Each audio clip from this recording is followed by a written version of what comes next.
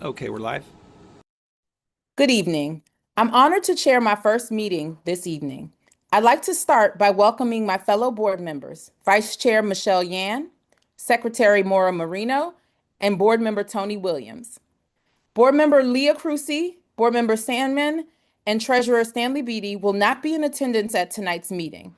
Each will be voting by proxy for any and all portions of the meeting for which they are not in attendance. Thank you all for your leadership and commitment to this work. We're continuing with the same theme from our last meeting: caps, gowns, and growth. And it couldn't be more fitting for this moment. Across our city, students are heading into spring break, wrapping up third quarter milestones, preparing for testing season, and beginning to look ahead to graduation and what comes next. Spring is indeed here. The weather is finally warming up, and with it, you can feel a shift in energy. This is a time of momentum. Students are hitting milestones, overcoming challenges, and showing us what growth really looks like academically, socially, and personally. And let's be clear, growth doesn't happen by accident. It happens because of strong schools, dedicated educators, engaged families, and a commitment to continuous improvement. That's where we come in. As a board, our role is not just oversight, it is stewardship. We are here to ensure that every school is delivering on its promise and that every student has access to a quality education that prepares them for what's next. Tonight, we celebrate progress, we recognize resilience, and we reaffirm our commitment to excellence. Because at the end of the day, this is why we do what we do. Not for the reports, not for the policies, but for the students walking across stages, stepping into new opportunities, and building futures full of possibility. Thank you to every school leader, every teacher, every family member, and thank you to our students for the work you do every single day. We see you and we celebrate you. Before we transition, I'd like to take a moment to recognize Dr. Walker Davis. Congratulations on being selected as a member of the Pahara Fellowship, a prestigious program that recognizes, yes, round of applause, that recognizes exceptional leaders advancing excellence and equity in education and strengthening efforts to improve outcomes for students, especially those in low-income communities. I also want to congratulate the Deputy Mayor for Education and the many DC charter school leaders who were selected. It's a powerful reflection of the strength of leadership across our city. With that, Dr. Walker Davis, I'll turn it over to you. Thank you, Chair Adam Afanian. I am excited to be at this point in our journey, particularly with respect to our academic accountability. From early learning classrooms to college campuses and career pathways, students are indeed showing growth. And tonight we have the data to show it. As I mentioned, we are proud to share Aspire Insights this evening. And as a reminder, Aspire is our academic accountability system. We began developing Aspire more than 3 years ago in partnership with school leaders, national experts, and community partners across the charter sector. From the start, our goal wasn't simply to create another academic accountability system, it was to build a shared tool that drives continuous improvement. That's a big deal because transparency builds trust, and trust is foundational to strong public education. But this is about more than publishing results. It's about giving schools the tools to reflect, improve, and accelerate outcomes for students. It's about making data not just available, but actionable. And we're already seeing that shift.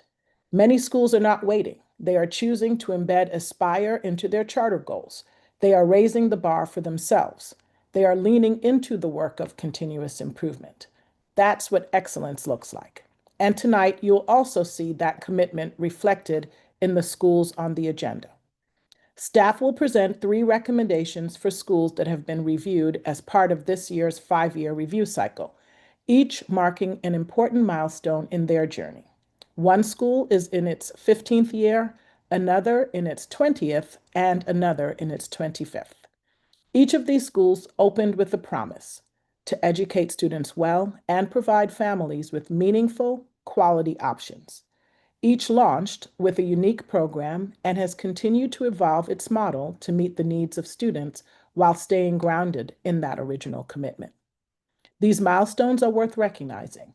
They represent not just longevity, but sustained effort, adaptation, and impact over time. So, yes, tonight is about results, but more importantly, it's about momentum. It's about a sector that is learning, evolving, and pushing forward together.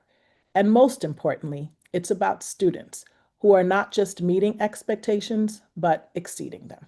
Thank you. Thank you, Dr. Walker Davis. Okay. At the beginning of every board meeting, the DC Public Charter School Board hears testimony from members of the public. Each speaker will have 2 minutes to speak. Public officials who sign up to testify will be allowed to speak for up to 5 minutes. If you need to make a few additional points after your time finishes, please email your testimony for us to read to public.comment@dcpcsb.org. As a reminder, all written public comment is available to the public on our website at dcpcsb.org. If you would like to register to speak or submit a written comment, you can find instructions on our website under the Public Comment tab.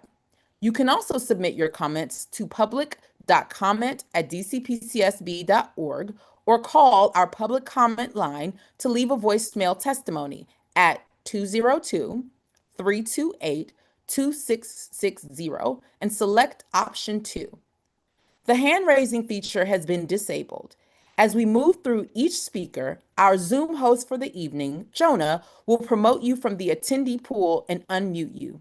Let's hear from the 3 individuals who signed up to speak this evening, starting with Todd Hager. You have 2 minutes to speak.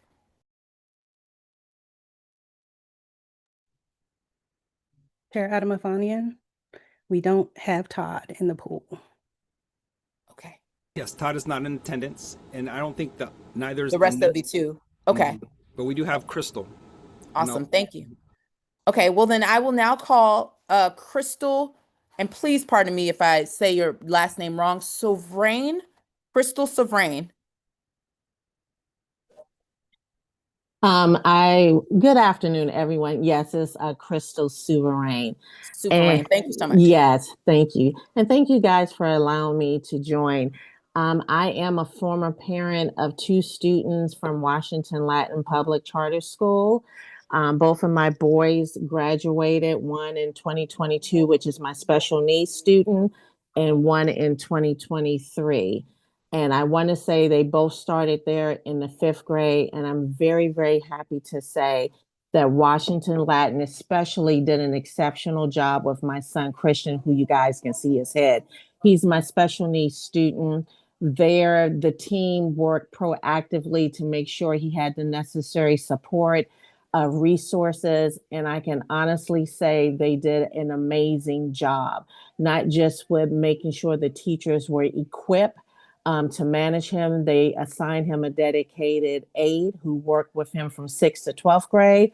Once he left Washington Latin, he had the tools and the academic, I would say, knowledge to allow him to attend Montgomery College. And he graduated there with their 2-year program.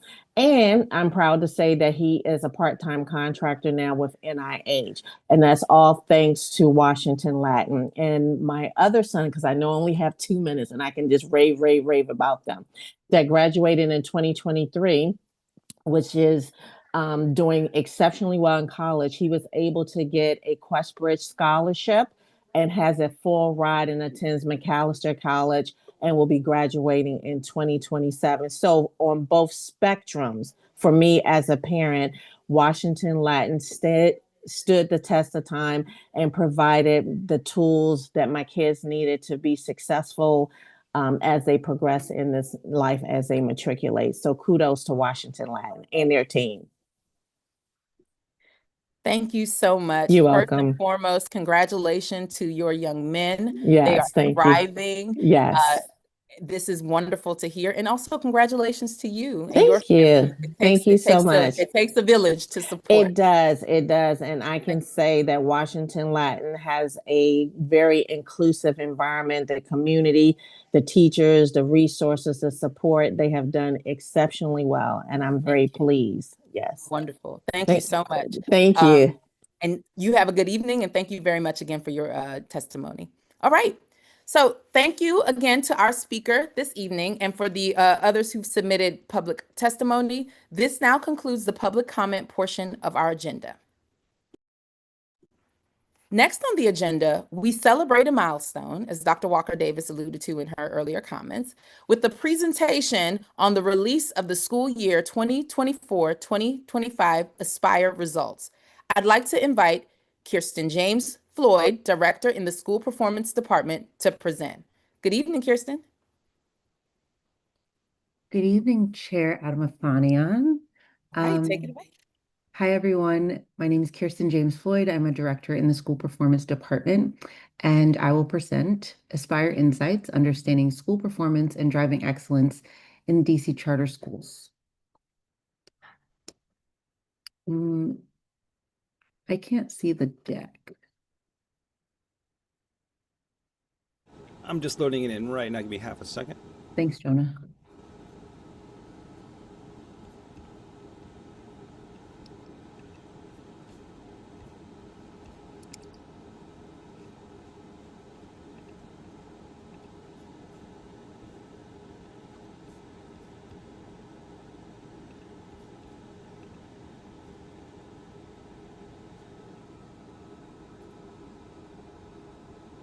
Great. Next slide, please. DC PCSB has a long history of academic accountability. In our early years, each public charter school had its own accountability plan. In 2008, the DC PCSB board asked staff to create a more universal tool to evaluate school performance. The board aimed to improve the agency's ability to define high, medium, and low performing standards, and to clearly communicate the expectations, rewards, and consequences to schools, families, and communities.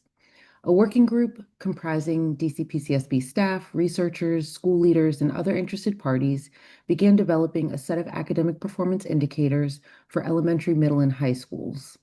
In 2010, after 2 years of development, DCPCSB launched the Performance Management Framework, which also known as the PMF. From 2010 to 2016, DCPCSB collaborated with school leaders and national experts to expand the PMF to evaluate the various school types in our portfolio, including early childhood, adult, and alternative programs.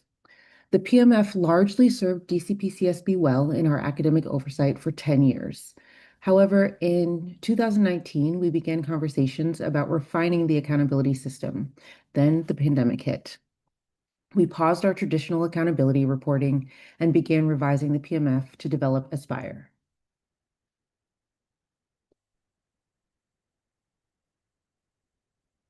We engaged in significant feedback gathering throughout our accountability redevelopment process. Individuals expressed reflections similar to those of staff, urging DCPCSB to prioritize student groups in our evaluation system.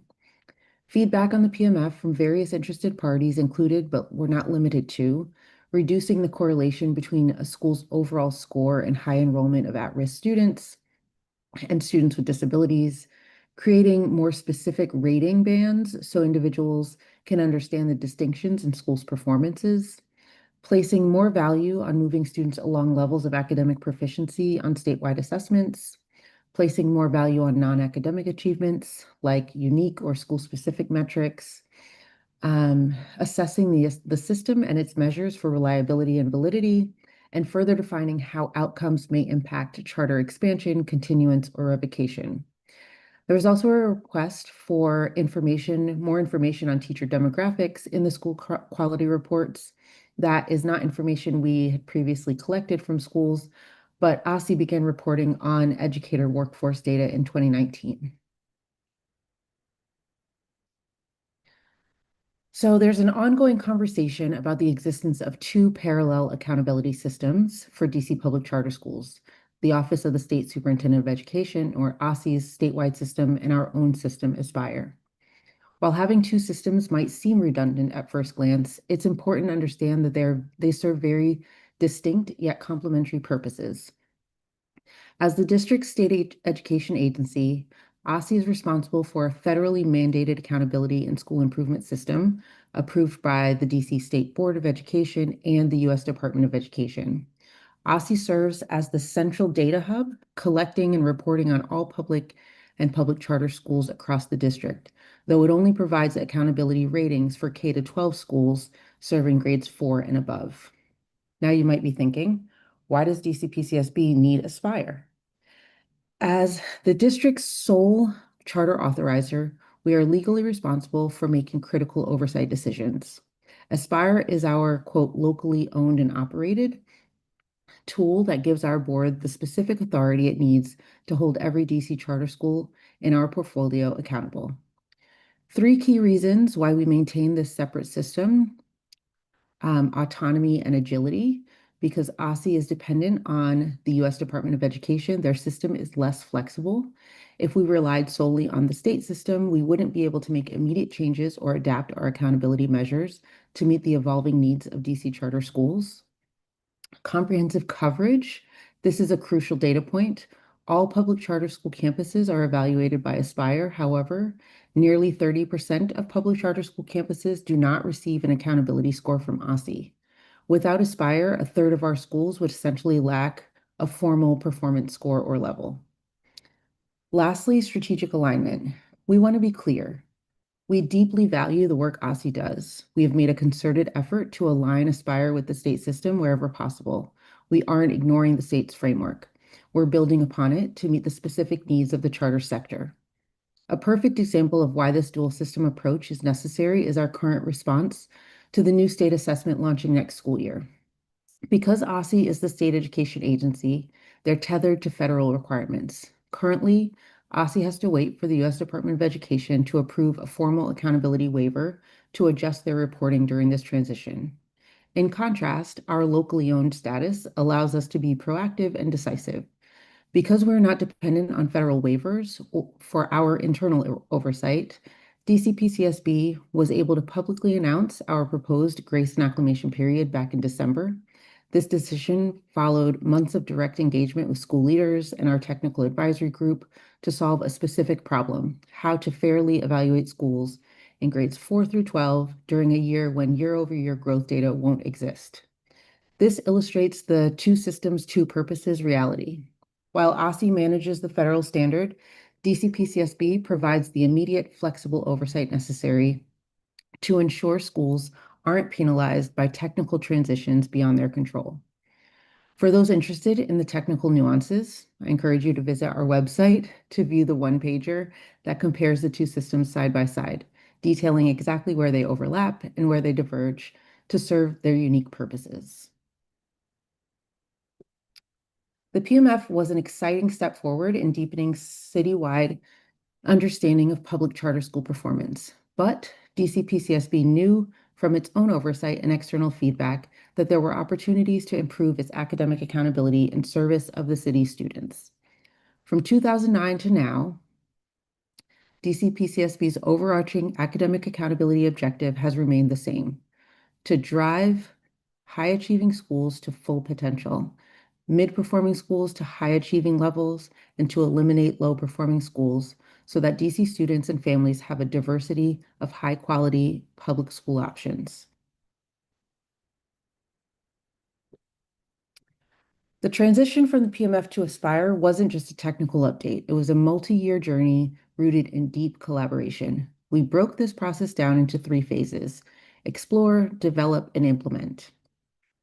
In the explore phase, we began with high-level philosophical conversations focused on equity and growth. We asked ourselves and our interested parties, what's the minimum threshold to be considered an excellent school in DC? We didn't just guess at the answers, we surveyed attendees on specific measure and category weights and the appropriate emphasis for different student groups to ensure the system was fair and rigorous. In the development phase, we got into the weeds. We shared approximately 40 different framework models using both pre- and post-pandemic data to see how the system would actually function. We also hosted framework-specific meetings and office hours about business rules. This rigorous process, culminated in June 2024 when our board unanimously approved the first Aspire policy and technical guide. That brings us to today. We are currently in the implement phase, and it is a moment worth marking. Today, DCPCSB is celebrating a major milestone, the release of school performance data for the first time since the pandemic.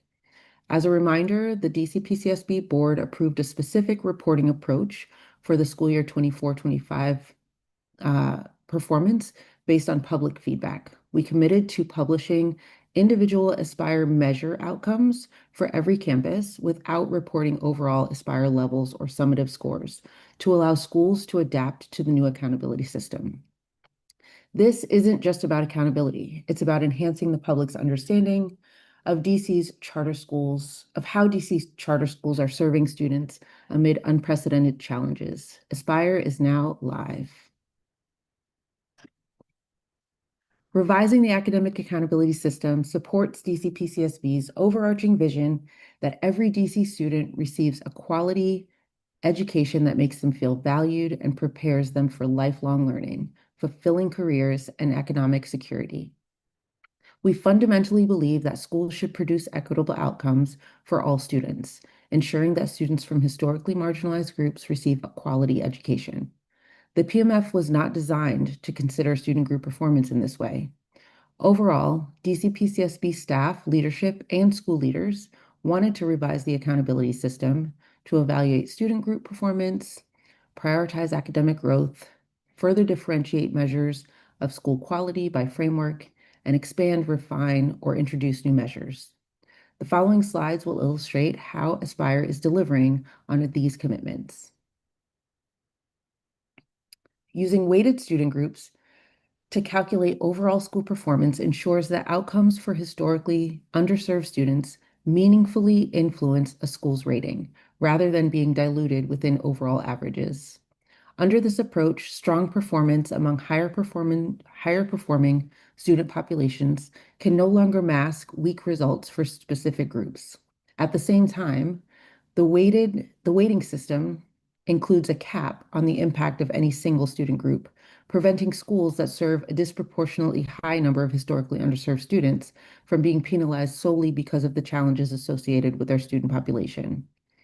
As a result, schools must demonstrate consistently strong outcomes across all student groups in order to earn the highest rating, level 1, while the system fairly accounts for differences in student composition. This design strengthens equity within the accountability system by making the success of every student group central to how school quality is defined and recognized, reinforcing the expectation that excellence requires positive outcomes for all students, not just overall performance. A cornerstone of the Aspire system is a fundamental shift in how we define school quality. While we still measure achievement or how students are performing today, we are now placing greater emphasis on growth, how much students improved during their time at a specific school. Think of it this way. Achievement gives us a snapshot of where students are, but growth gives us a picture of where they're going. As the district's charter authorizer, our job is to evaluate the school's effectiveness, not just students' starting point. We know it may not be realistic for every student to reach proficiency within a single school year, but it is always realistic to expect a school to help them grow. By prioritizing growth, we can more accurately estimate a school's actual impact on learning, compare schools fairly even when they serve vastly different student populations, and identify the value add of a school, especially when students arrive performing below grade level. This change reflects an important shift in how we measure success. Historically, schools serving marginalized communities have not always been fully recognized for their impact. By prioritizing growth, we ensure a more accurate and equitable measure, one that highlights the real progress schools are driving for their students. Ultimately, we want to ensure we aren't advantaging or disadvantaging a school based on its demographic makeup. We're looking at the school's value add to the specific students it serves.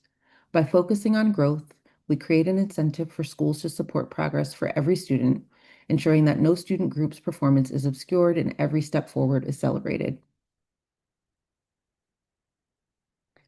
As we've discussed, academic accountability must be dynamic. It has to evolve to meet the moment. Aspire was intentionally built to align with the current research on nationwide academic performance. To ensure our expectations are grounded in reality, we looked closely at data from organizations like the Brookings Institute, a think tank right here in DC.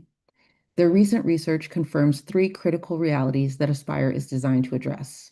First, recovery is ongoing. While students are making progress, they are still recovering from significant learning disruptions. Second, equity gaps are widening. Students furthest from opportunity are recovering at a slower rate than their more advantaged peers. And third, the baseline has shifted. Across the country, the baseline for student achievement is simply lower than it was pre-pandemic. Aspire acknowledges these shifts.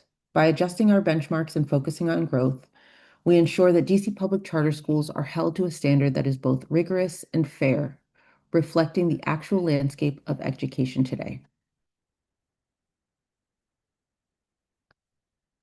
We've prioritized listening to educators leading DC schools. During the public comment period in 2024, school leaders expressed a need for a real pilot year.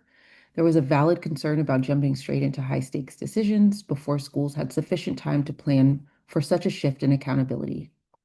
Again, this year's reporting for school year 24-25 outcomes, we will publish measure level Aspire outcomes for every campus, but we will not publish Aspire levels or summative scores. School year 24-25 marks a successful milestone for Aspire. These outcomes reinforce exactly what we set out to build, an accountability system that is stable and accurately reflects school quality across our diverse charter sector. The distribution of results across the city is statistically sound.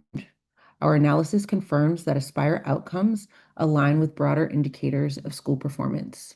Schools with strong student outcomes are clearly recognized as such. Schools facing performance challenges are also being accurately identified, enabling targeted support. Most importantly, the data shows a positive trend for our city's families.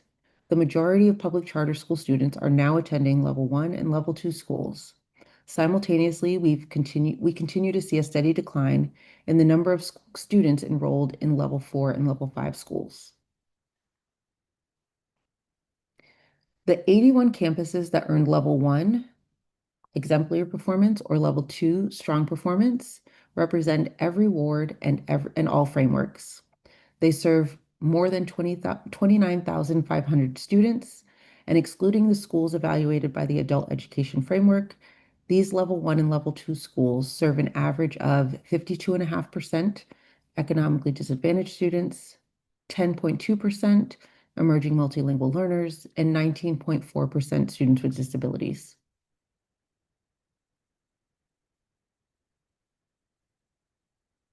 When we look at year-over-year performance from school year 23-24 to 24-25, the number of schools earning levels 4 and 5 has decreased. More than half of the campuses maintained their Aspire level. Nearly 73% of campuses earned level 1 or level 2 in both school years. 36 campuses improved by 1 level. 8 campuses improved by 2 levels. 36 campuses improved by at least 10 percentage points, and 14 of those improved by 20 percentage points or more. As I said, today, DC PCSB is celebrating releasing school performance data for the first time since the pandemic. You can now access measure level outcomes for every public charter school campus directly on the DC PCSB website. For each campus, we have published 2 distinct reports to provide a complete picture of school quality. School Facts is your snapshot of the school's identity, including its mission statement, the grades served for school year 24-25, and current leadership at both the school and board levels. The Academic Performance Report dives into the data. We'll now watch a video which demonstrates exactly how to find and interpret these reports for any campus in the sector.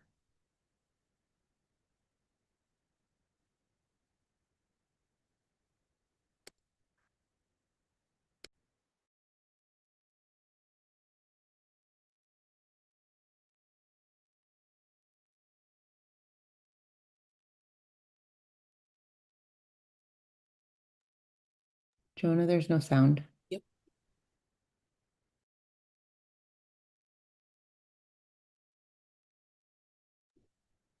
Hey, Jonah, there's no sound.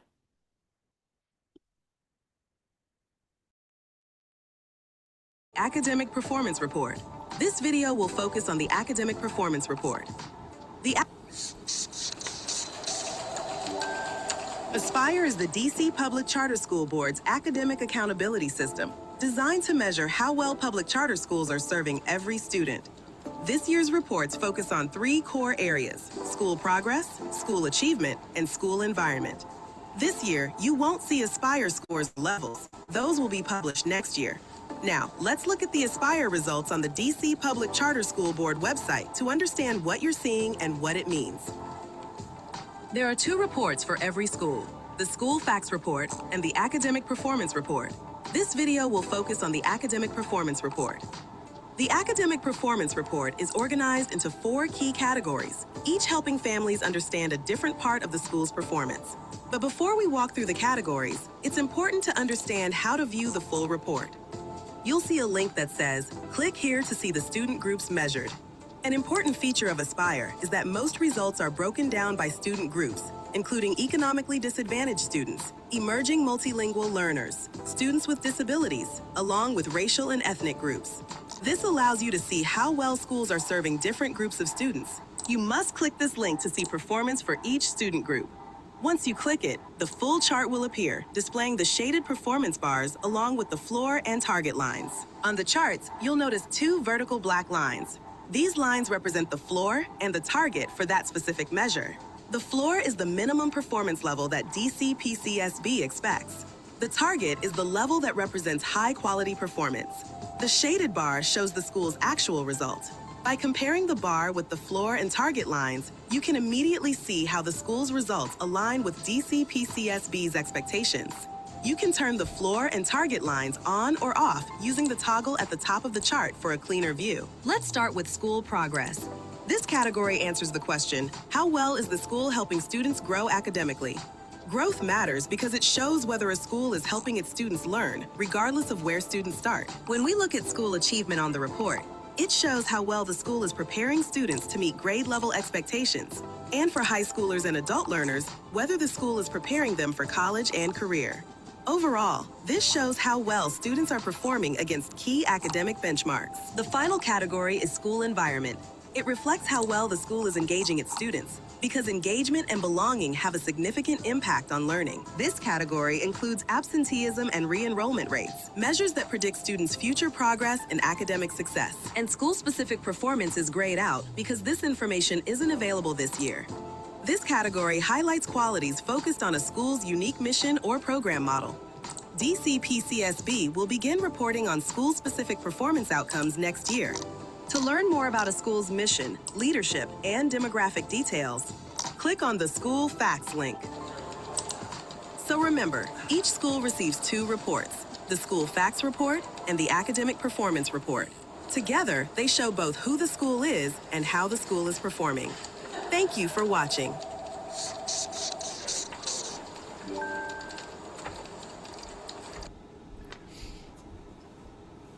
Okay, to wrap up, Aspire is more than just an academic accountability system. It's a tool designed to elevate our entire charter sector. It delivers value in 4 key ways. It establishes consistent expectations while ensuring every school is measured fairly. It provides schools with actionable data. Leaders can now clearly identify their strengths and address specific challenges to improve student outcomes. It empowers families to make informed choices and build deeper public trust in the charter sector. Ultimately, Aspire supports robust oversight. It allows us to identify and learn from high performers, raise the bar for excellence, and take timely action when schools are not meeting expectations. Thank you.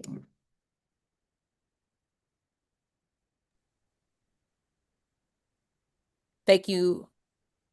Thank you, Kirsten. Next, we have a charter amendment request from Academy of Hope Adult Public Charter School. I yield the floor to Bijan Lane, specialist in the School Performance Department, to introduce the request. I would also like to invite representatives from the school to provide remarks. School representatives, Jake Sinti, and if I apologize ahead of time if I mispronounced your name. School representatives Jake Sinti, Susan Kay, Michael Durant, Joy Bentley Phillips, Brianna Cobins, and Tiffany Godbout. Please, and again, apologies if I mispronounce your name. Okay, Bijan, I'll hand it over to you. Thank you. Hello, my name is Bijan Lane, and I'm a specialist in the School Performance Department. Tonight, the board will hear from Academy of Hope Adult Public Charter School regarding its request to amend its charter agreement. The school seeks to operate an additional facility in Ward 8 at 1201 Sycamore Drive Southeast beginning in school year 2026-27. Representatives from the school are here to answer your questions. Okay, good evening, Hope Team. Thank you so much. If you could, apologize. Oh boy, if you could introduce yourselves and then we'll begin with your presentation. Thank you.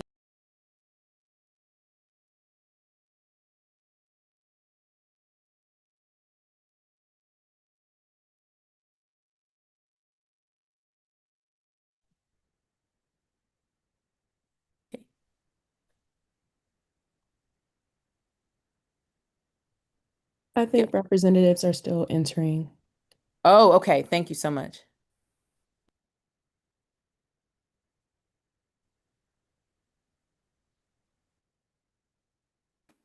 Hello. Hello there. Can you pronounce your last name for me? Just like it looks. It's a French name, but we ruined it a long time ago. Just like it looks. You said it perfectly. Wonderful. Thank you, and welcome to you all. Sure. And my name's Tiffany Godbout. Thank you for having us. We have a few slides. Is it okay if we share? Absolutely. Alrighty.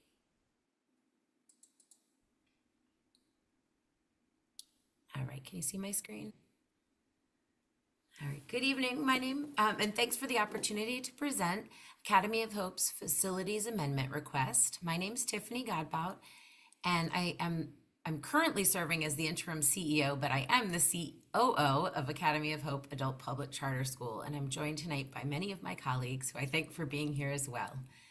We're seeking approval to operate an additional facility at 1201 Sycamore Drive Southeast on the 6th and 7th floor, beginning in school year 26-27.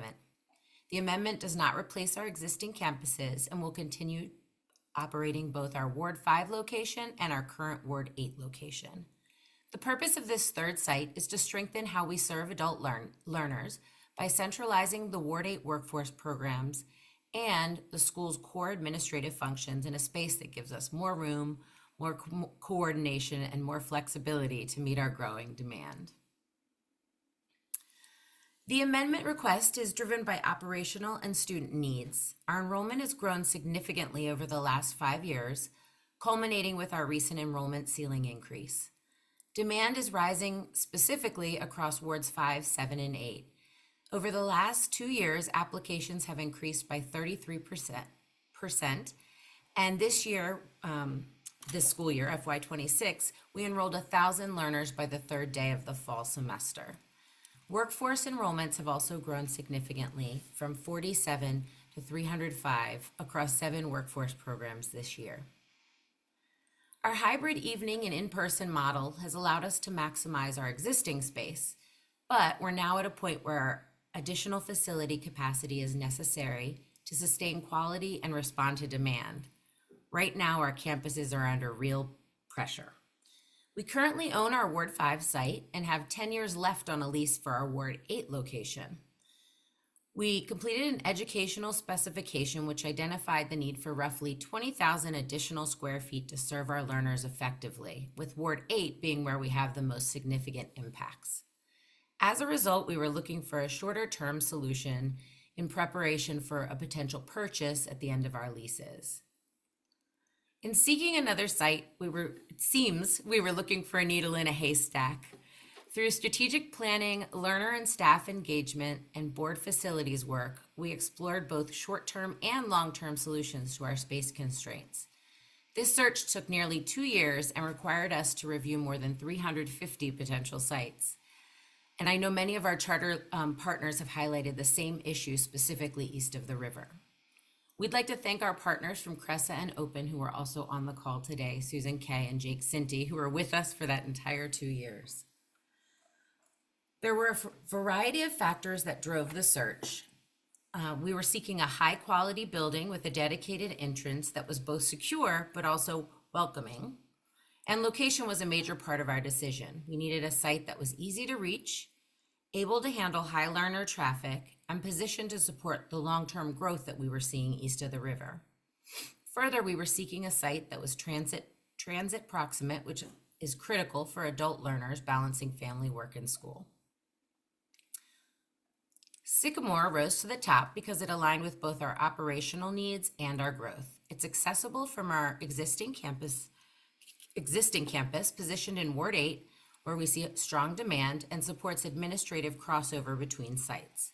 It also offers the secure, high-quality environment our learners deserve.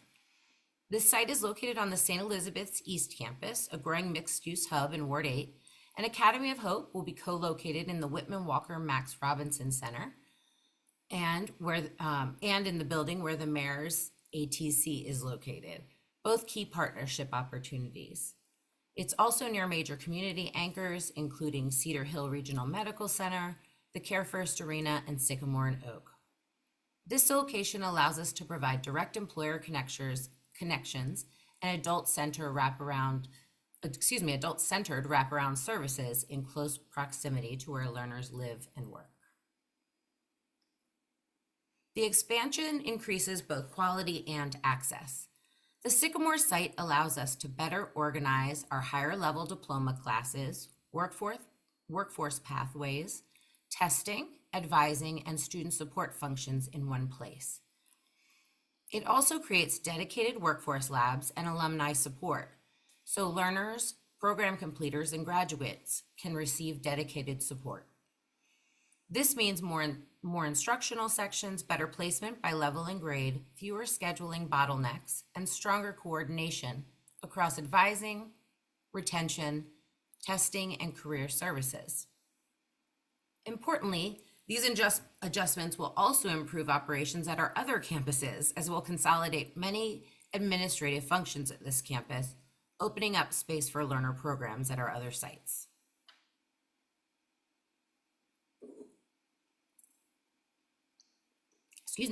Community engagement has been central to this process. We engage learners through town halls, surveys, and focus groups, and we've heard clearly that expanding seats is the #1 priority for the next few years. We've also gathered staff and student inputs to better understand what this expansion should address operationally and instructionally. Learners and staff consistently identified the need for greater access, more flexibility, and more dedicated workforce space. We've also engaged community stakeholders. We've received a resolution from ANC 8C, and we're attending ANC 8D this week.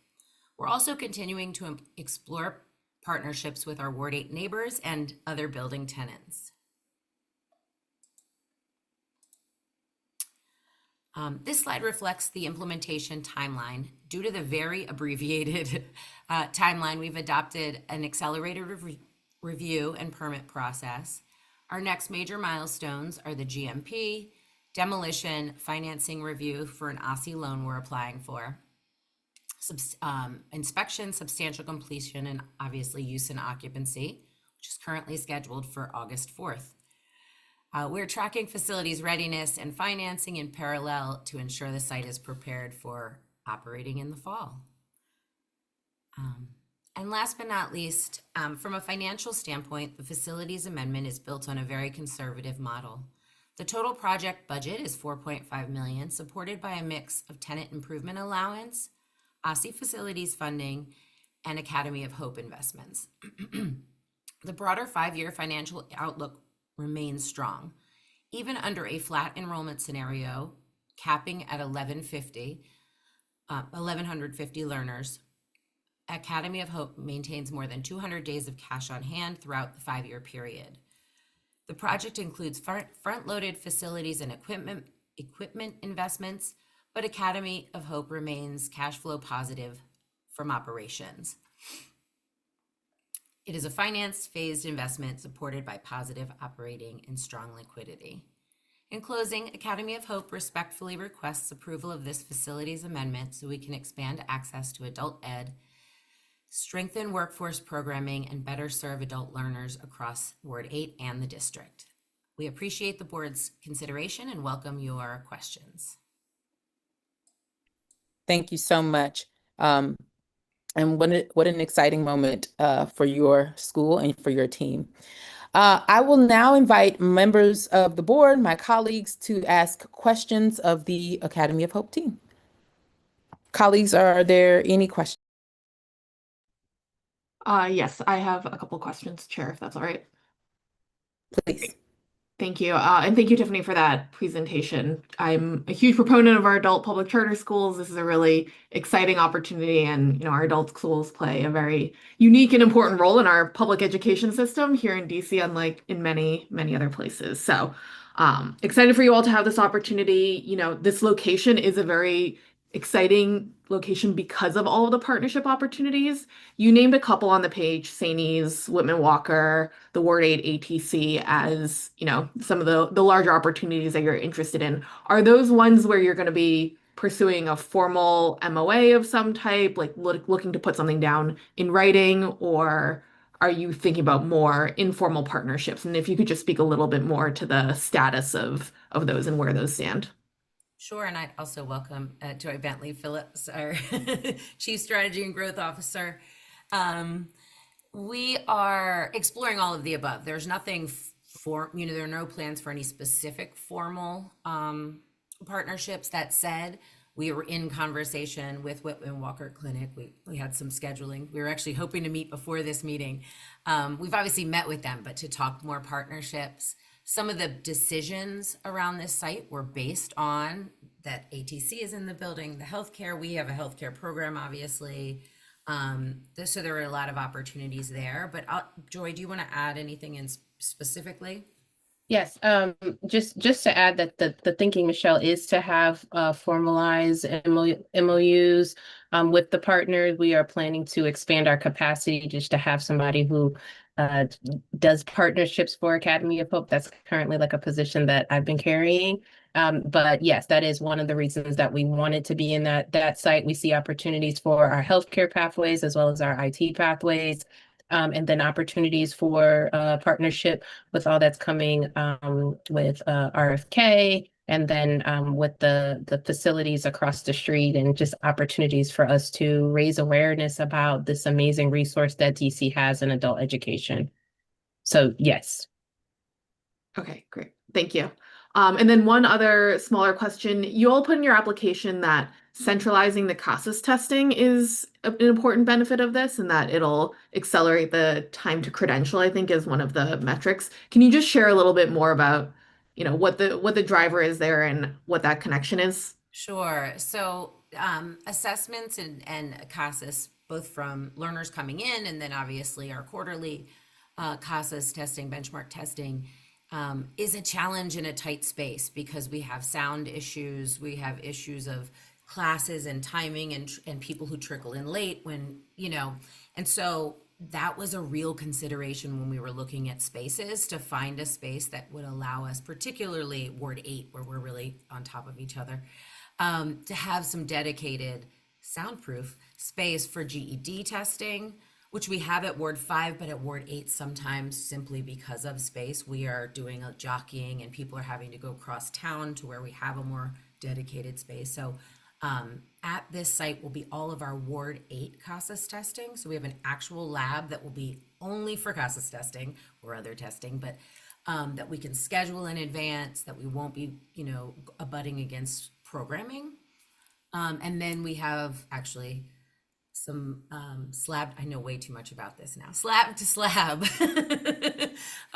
wall framing for our GED testing. So we'll actually have dedicated sites at both Ward 5 and Ward 8 now. So it'll be hugely helpful from an intake perspective, as well as our quarterly testing, which right now is happening inside our classrooms. That way we can pull people out. It'll just make it much more from feasibility, it'll make it much, much better. Durant, did you have anything to add? Oh, hey, I'm Michael Durant. I'm the Chief Academic Officer at Academy of Hope. No, I think you hit on the nose, Tiffany. I think that is basically having more opportunity for our learners. So I think that pretty much sums it up. Thank you. Perfect. That's helpful. So it's just removing like the physical constraints that were limiting your ability to test students as much as possible. Okay, awesome. Thank you. Chair, those are all the questions that I had. Thank you very much, Vice Chair Yan. First of all, I want to echo the sentiment of Vice Chair Yan. This is a really, really exciting moment. And again, our adult schools are incredibly important to our sector. So thank you all for everything that you do every day. Just one small question. I mean, we hear all the opportunity for expansion, and this really could mean so much to you and to your school community. Would love to hear a little bit about staff recruitment. We want to have the space, we want the students in place, and we need the people to teach. So I wanted to hear a little bit about how staff recruitment is going and if you anticipate any concerns. I will turn this one over to Brianna Cobbins, our Chief Human Resource Officer. Thank you, Tiffany. Good evening, everyone. I'm Brianna Cobbins. I'm the Chief Human Resources Officer for Academy of Hope. So staff recruitment is one of the many things we're very excited about with Academy of Hope. We are leveraging the opportunity to work with DC Public Charter School Boards, job fairs. So we are signed up for the 3 of those this spring. In addition to that, we also are being able to leverage social media accounts such as LinkedIn for a lot of our job postings, as well as being able to as well as being able to post on the DC Public Charter School Board, in which we are seeing an increase in applications, and really just aligning our staffing timeline, understanding when's the high time for academic professionals who are looking to be able to work or apply for new positions as far as academics and teaching, and also being able to, excuse me, I'm so sorry, also being able to get to a place where we're actually creating our own on-site job fairs. That's one of our hopes next year. Being able to leverage some of our students that are graduating from Academy of Hope and then looking to enter into college or to the workforce, and being able to see where we can use paraeducators and being able just to really fold back into have our learners fold back into our workforce. In addition to that, we've created opportunities for staff referrals. So our amazing academic professionals who are out there and have academic professional friends, creating a referral program that if they are able to refer some of their colleagues to Academy of Hope, being able to incentivize that as well. And so as we are continuing to build in our facility space, we're looking at our teacher to learner ratio and really planning out what does the staffing look like with our enrollment increase. And so all efforts pointed up. We're excited about the staff that's coming into the spring and also looking to the fall, and very excited to join DC Public Charter School Board in the upcoming job fairs and be able to really get some great staff that are already out there in the charter land. So. Magnificent, wonderful, wonderful, wonderful, robust plan. Y'all are everywhere, smothered and covered, I like to call it. Very good. Thank you. I have one last question and then we will move forward. With respect to the renovations that you all are completing, and you may have spoken about this in your presentation, so I apologize if I'm asking the same question again.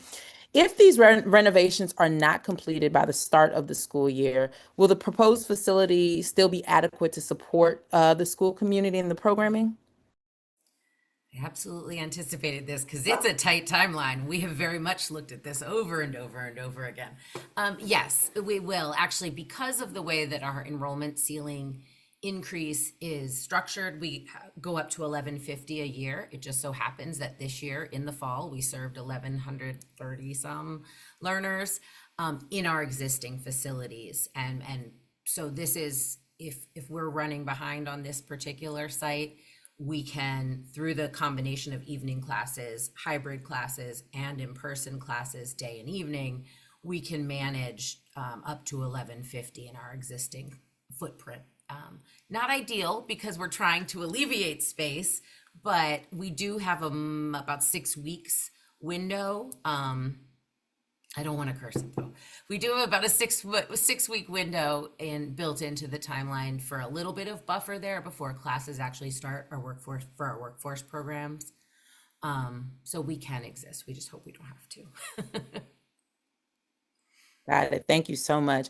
Thank you again to the Academy of Hope team. Again, just an exciting moment in the history of your school. We will vote on this next month at our next board meeting. So thank you all again and have a great evening. Thank you guys for your time. I appreciate it. Have a good evening. Y'all take care. Thank you.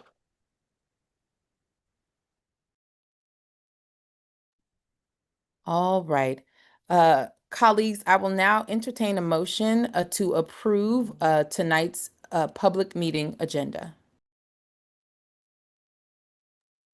I move to second. Wonderful. Secretary Marino, could you please conduct a roll call vote? Sure, I will start with you, Chairwoman Autumn. Aye. Vice Chair Yan. Aye.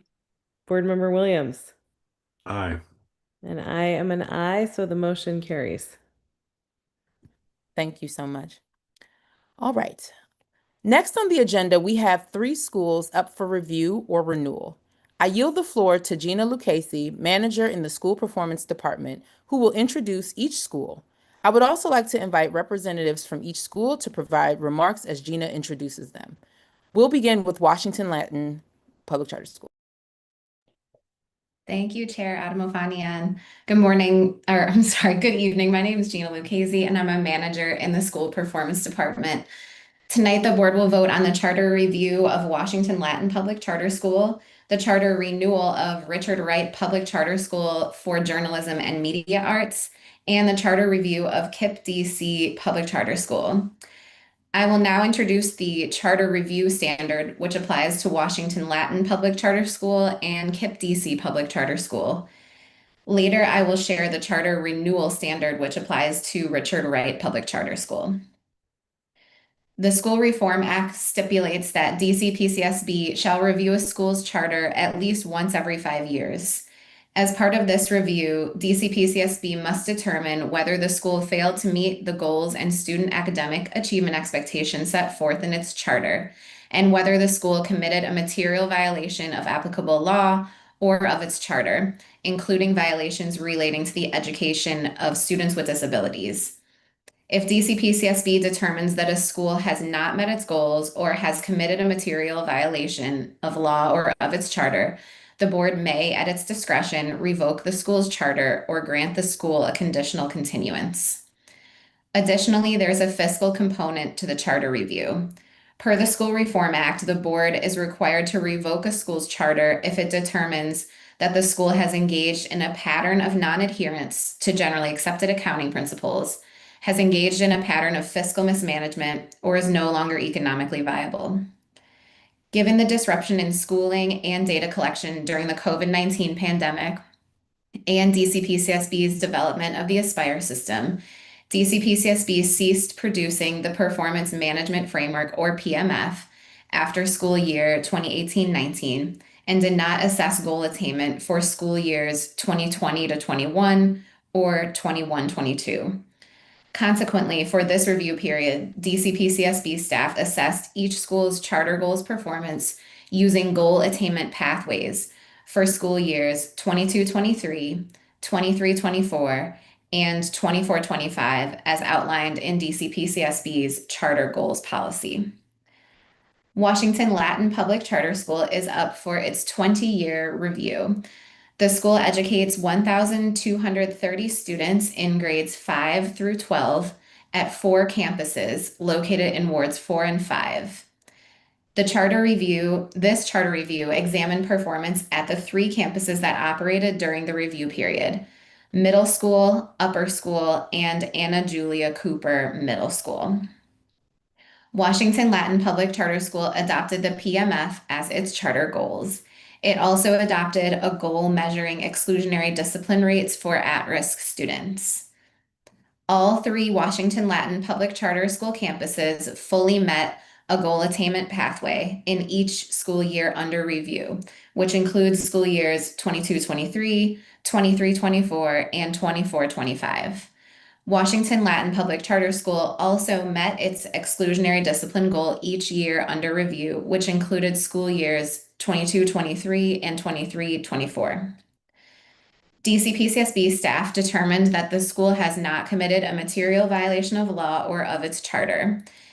DCPCSB staff also determined that the school has not engaged in a pattern of non-adherence to generally accepted accounting principles, has not engaged in a pattern of fiscal mismanagement, and is economically viable.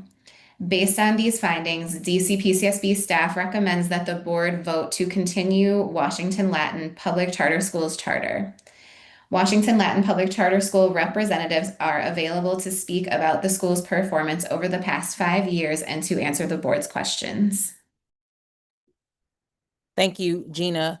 Good evening to the Washington Latin team. Mr. Anderson, I'll invite you to introduce members of your team, and then please feel free to get started with your remarks. Wonderful. Thank you so much. Good evening. I'm Peter Anderson, Head of Schools and CEO of Washington Latin Public Charter Schools. And I'm joined this evening by our Board Chair, Ken Merritt, our Chief of Schools, Caroline Gifford, our Chief Financial Officer, Giovanna Isurieta, and our Chief of Classical Education, Dr. Diana Smith, who are here because they believe in what Washington Latin has built and what we are still building. We're honored to appear before the DC Public Charter School Board for our 20-year charter review. We want to begin by expressing sincere gratitude to Executive Director, Dr. Michelle Walker-Davis, to DC PCSB staff, and to this board for the seriousness with which you have conducted this review. 20 years is a long time. Rigorous accountability for what we have done with that time is not a burden. It is exactly what the students and families of this city deserve. Washington Latin opened in 2006 with a single conviction that a rigorous classical education, one that orients students toward truth, beauty, and goodness, and equips them to pursue all three, should not be reserved for students whose families can afford private school tuition. It should be available to any child in the District of Columbia who wants it. That conviction has not changed. Everything else has grown around it.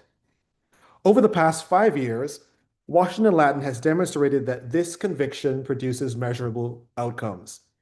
On the 2025 DC CAPE, Latin achieved our best ever scores in both ELA and math.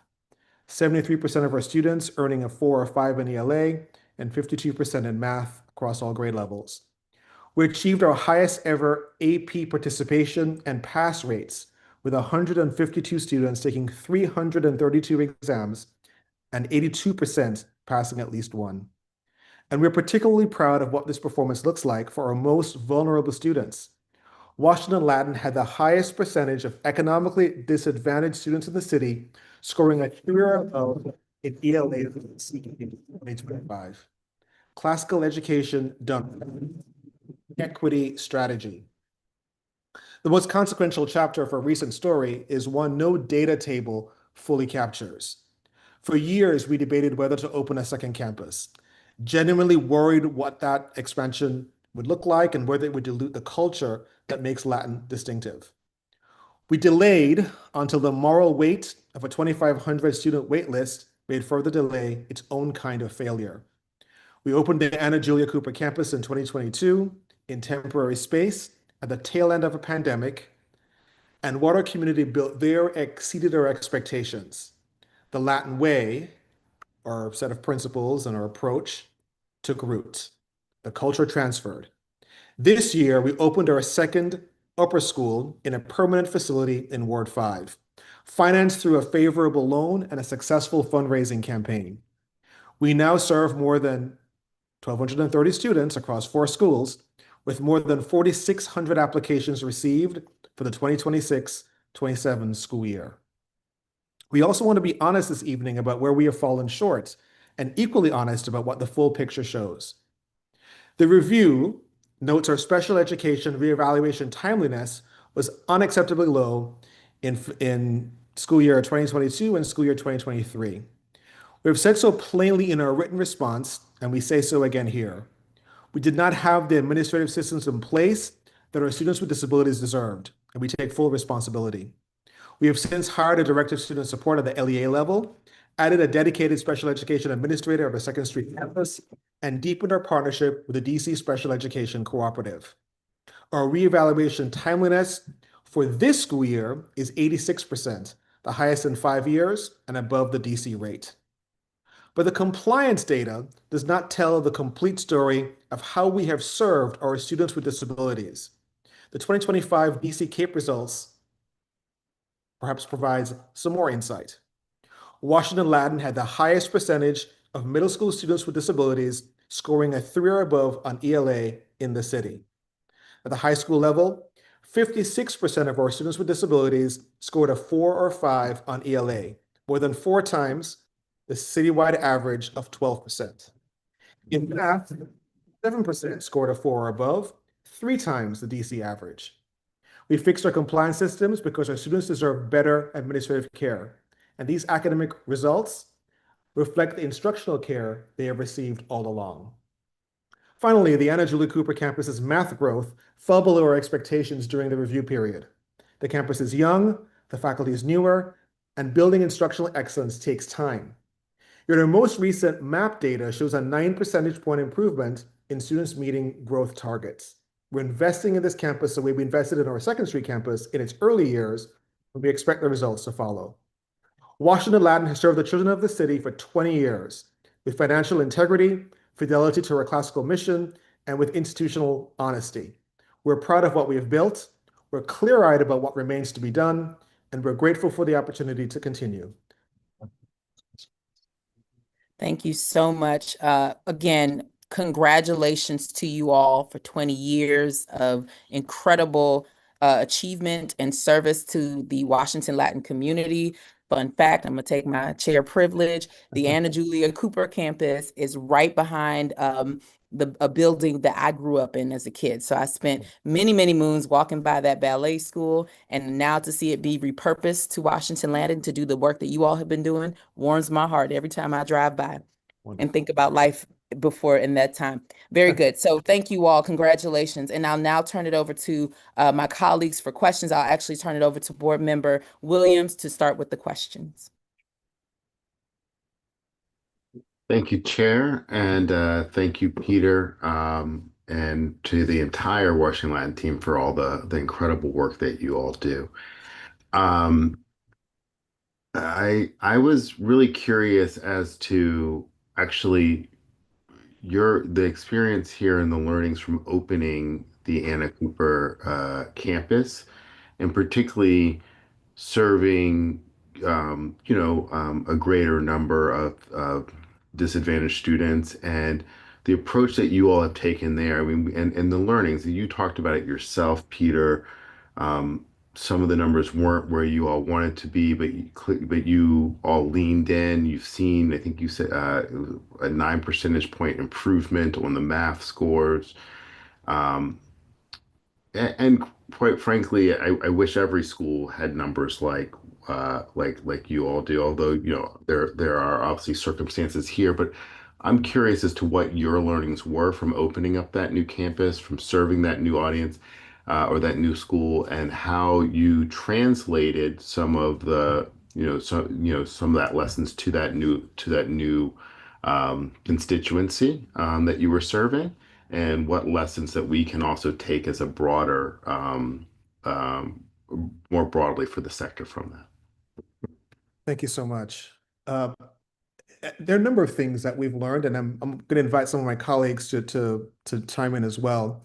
But one of the things that we were unclear about before we opened this campus was whether or not what we thought was special about that original campus could transfer. Culture gets forged in some very specific ways, and we thought we had a special sauce that might not be replicable. And we were very intentional about trying to codify, even though we didn't like that word, try to codify what had been sort of in the ether and things that had been intangible, and what had lived, quite frankly, in the minds of some of our leaders and some of our sort of founding faculty, and see if we could then distill that into a set of principles that could be shared, not just with new students and their families, but with a new set of faculty members in that new campus.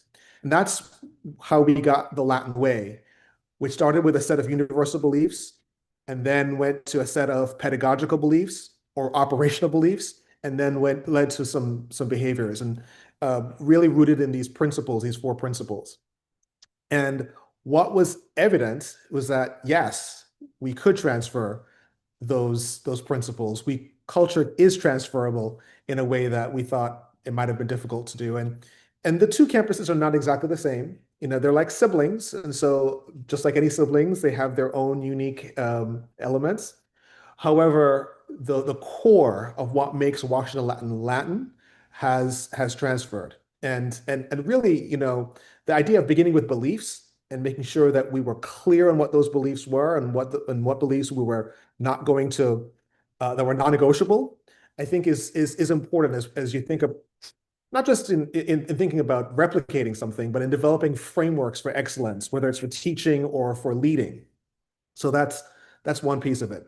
Another thing that we learned is, based on the experience of wanting to serve students farthest from opportunity better, we created an integrated services department. We started at Second Street and we took it to the Cooper campus.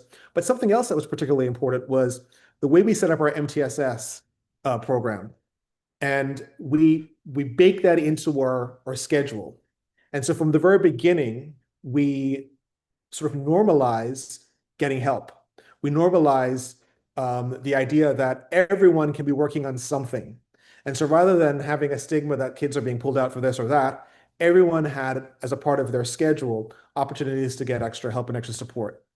I'm actually going to ask Caroline Gifford, our Chief of Schools, if she wants to add anything. And then I also want to add or Chief of Classical Education, Diana Smith, to quickly add something to that. Yeah, I would just add that you mentioned, serving a new population, and I think we've really tried through the equitable access preference and the implementation of the preference to enroll a comparable number of disadvantaged students across campuses, both at Second Street and at our Cooper campus.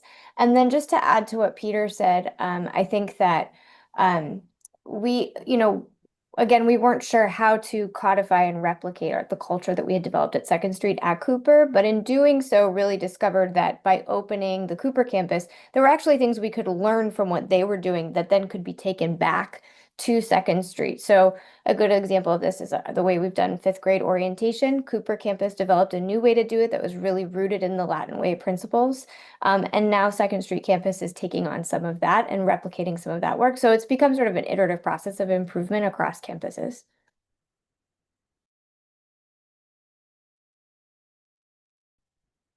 Yeah, I hadn't realized, sorry, Diana Smith, Chief of Classical Education. I hadn't realized until we added the second school that you were also adding another entity called the group that is over these two schools. And that was new for us. And I likened it to the federal government and states' rights. It's the same issue and the same problem. And it's been really good for us to have to wrangle who gets what decision and where's the autonomy of the principal. And I think that has deepened our thinking. The only thing I'll say quickly, and Board Member Williams, I appreciate your comment about what you can learn. Our pedagogy of seminar is something that we have come to realize speaks to everybody. And so I think the fact that we have a different slightly higher percentage of students furthest from opportunity, they too have benefited from the pedagogy of this seminar, which is all embracing. Thank you so much. Secretary Marino? Oh, I'm sorry, Mr. Anderson, did you want to? Nope. Okay, very good. Secretary Marino? Thanks so much. First of all, thank you to the Latin team for being here tonight. Thank you for your presentation and for your thoughtful engagement throughout this process and for hosting Michelle Yan and I a few weeks ago for a visit. It's one thing to read the report and it's another thing to see close up the great work of your students, their families, and your faculty and staff. So thank you so much for the invitation. Congratulations on 20 years. Congratulations on expansion. There was a lot to celebrate in the report, and thank you to the PCSB staff for the thoughtful work in preparing the recommendation tonight. In your last review, the team did note the concerns around exclusionary discipline and the distinction between how at-risk students were being served relative to non-at-risk students. And as Gina mentioned in her presentation, that was measured for the first few years of this report, and you met those goals. And then as part of the transition to Aspire, it was not measured since then, although in your follow-up to the staff recommendation, I know that you discussed some of this and gave us some updated data. So I would love for you to just speak to that a little bit more. First of all, to the data itself, where are you today on exclusionary discipline practices for at-risk students? And more importantly, tell us how you are doing in the implementation of shifts to culture, student support, or other measures that are helping you to serve all your students the way that you're looking to support them. Thank you so much. I really appreciate that. I will say one thing. I'm going to actually ask Caroline Gifford to speak to this question. We are continuing to monitor the disciplinary rates, and not just for students who we call STARS. Those are the students. STARS is an acronym, Students Targeted for Additional Resources. But we also are looking at other subgroups, students with disabilities, and we're looking at any subgroup, English learners as well, because we want to make sure that our approach is as inclusive and as equitable as it can be. But let me ask Ms. Gifford to chime in. Yeah, thank you.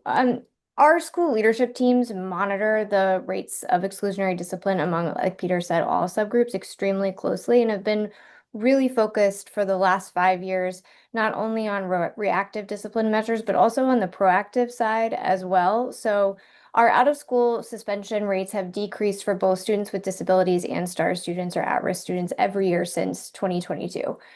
Both groups have, and this is across campuses too. So both at Cooper and Second Street Middle School and Second Street Upper School. We at Second Street, we have a full-time director of restorative justice who also implements our school's peer mediation program, and both the whole leadership team, our integrated services department that Peter mentioned earlier, work together to try to do as much proactive work as possible, particularly with students with disabilities and our STAR students, to make sure that they are emotionally supported, academically supported, and have all of the support that they need in order to prevent any behaviors that would then necessitate any exclusionary discipline. We only use exclusionary discipline measures in the most extreme circumstances. And again, our school leadership teams monitor it extremely closely. And then I report to our board's committee, the school's program and performance committee, at least twice a year on these exclusionary discipline rates for across subgroups as well, just to make sure that the board is informed and is holding us accountable for improvement in this area, because it's something that has been really important to us and has been important to all of our leaders across campuses. And Caroline, if I can just ask a follow-up on that. First of all, thank you for kind of describing the programmatic work and the really proactive strategies you're employing. Obviously, some schools worry when they shift practices to decrease exclusionary discipline that it can have an impact on the learning climate in the building, on student safety. It sounds like you're taking a very comprehensive approach. Have you seen any of those impacts to other student learning as you've made these shifts and decreased your exclusionary discipline the last few years? Yeah, it's a really interesting question. So just a few weeks ago, we had a discussion of leaders across campuses looking really specifically at discipline data and also panorama survey data, so sort of sense of belonging data and disaggregated across subgroups. And one of the things that we noted was that not only had our out-of-school suspension rates decreased for all of our subgroups for the last 3 years, but also our in-school suspension rates had decreased as well. And we noted that we weren't actually, those things don't necessarily go together. You might think that if you're decreasing OSS, that your ISS rates might increase as a replacement for that. But I think what all of our school leaders sort of attributed that to was this greater focus on like proactive measures that were reducing disciplinary incidents overall. So I don't think that we've seen sort of an uptick, a decline in school culture that you might, or in learning environment that you might anticipate. I think our school leaders have been so intentional about building and maintaining a strong culture of learning for all students, and just trying to make sure that they're doing as much supporting as possible for our most vulnerable students. Thank you. Really appreciate it. Thank you. Vice Chair Yan. Thank you. And echoing the thanks that others, or the congratulations that others gave to you all on 20 years and appreciation for all of the work that you have done. Want to ask a little bit about the equitable access preference. So, Peter, you were a part of the early planning of this preference. I know you thought pretty intentionally about the timing of the opening of the new campus relative to this preference. Could you speak first to just like, has it gone the way that you expected? And then, two, are you attracting the numbers that you wanted? Are you matching the number of students that you would have wanted with a preference? Thank you so much. I was quite vociferous about how I wanted to see not only how this preference got implemented, but how the city would support the implementation of the preference. Um, so one of the reasons why we were so passionate about wanting to see this is because we were seeing a shift in our demographics. I will say that at our fifth grade at Second Street, we were noticing that the number of students eligible for this, for equitable access was plummeting. And I'll say that at the Second Street campus, in the the year before we implemented the preference, we were at 5% of those students were eligible. This past year, the number is close to 23%. And we actually opened up slightly fewer seats at the Second Street campus than we did at the Cooper campus, in part because we felt that we would need to more gradually sort of shift the population at an already established campus, as opposed to a new campus where we could plan for this intentionally. I will say just honestly that we have had to be much more aggressive in our recruitment of fifth grade applicants because many of the students who are eligible for this preference are not thinking about starting middle school at fifth grade. So we have no trouble getting, the applications for sixth grade or for ninth grade or anywhere in between. However, at fifth grade, the numbers are significantly lower.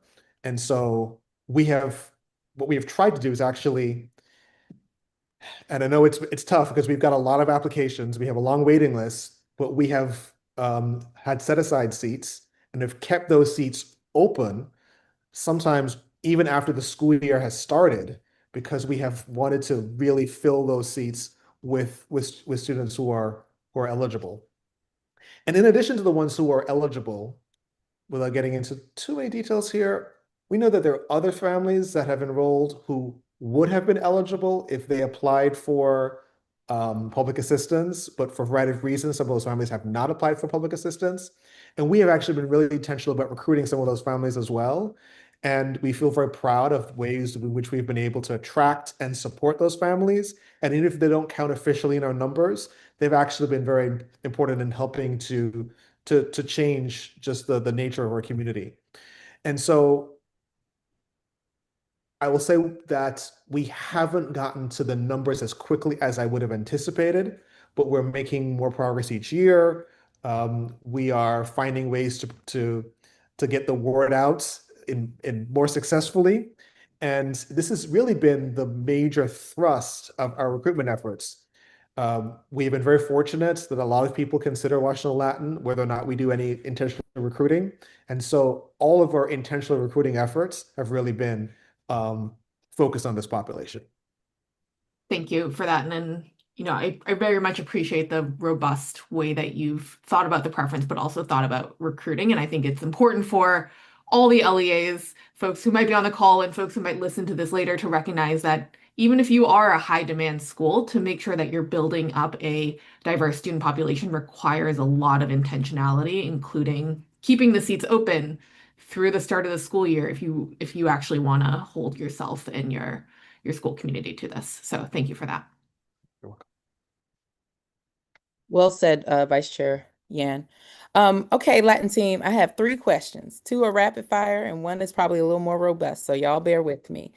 My first question is to you, Chair Merritt. Would love to just hear a little bit about how the board conducts its oversight with respect to academics and operational performance. As you all know, our agreement is with the board. And so we'd just love to hear just how you all approach that. Yeah, and thank you for the question.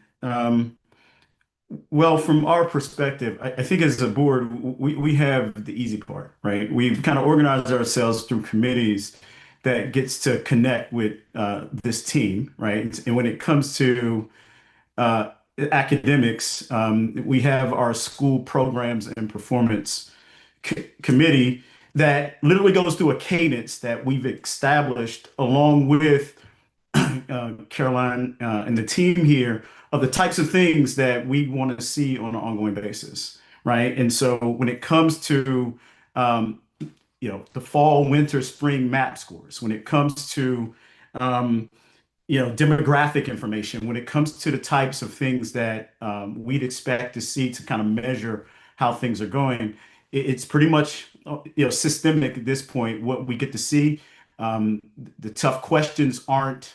We aren't afraid of the tough questions because it's a very collaborative approach that we've developed over time, and so that allows us to really be tight partners on student outcomes.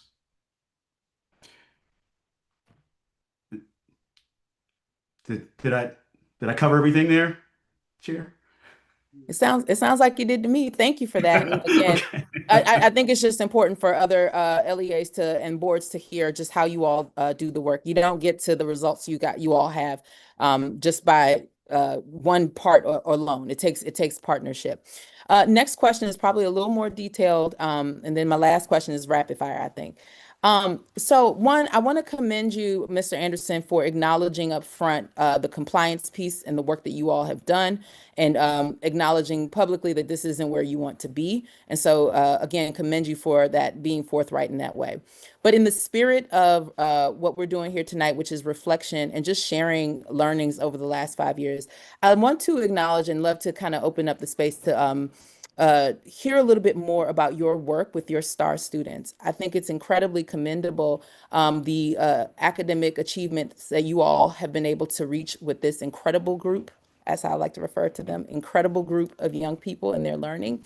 And so again, in the spirit of sharing learnings, we'd just love to hear sort of a little bit more about your process of support with these young people, how you hold them to high expectations. And just want to hear a little bit more for the purpose of, for the benefit of the sector. Wonderful, thank you. I'm actually invite Ms. Gifford to share some thoughts here. I'd like to focus a little bit on two things. One, the way in which we set up our integrated services department, which we developed when we knew we were going to be serving a greater number of these students. And also, in particular, how we have set up MTSS at our Cooper campus, which has now become a demonstration site for MTSS. So, Ms. Gifford, do you mind speaking to those points, and then I can sort of wrap up after that? Yeah, sure. Thank you. So, like Peter said, we started the Integrated Services Department, I think 5 years ago now, with a director of Integrated Services whose purpose was really to provide sort of wraparound support for our STAR students. And this actually started the process of us identifying the name of STAR students, I think, Peter, right? Which we got through student feedback. So it was actually the students themselves who identified the name STAR students. And that has stuck over the last few years. We now have a director of integrated services at our Second Street campus who is an alum. I was privileged to teach her when she was a ninth grade student, and then another integrated services case manager as well. And then we have an integrated services case manager at the Cooper campus. And really what they do is try to provide any support, work with teachers, grade level teams, and special education teachers if that person is also involved as well, to provide the supports a student needs. So students may have an attendance plan. They might have an academic improvement plan.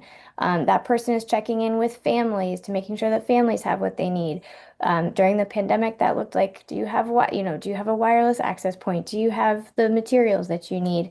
And then also checking in with teachers. Did this student come to tutorial today?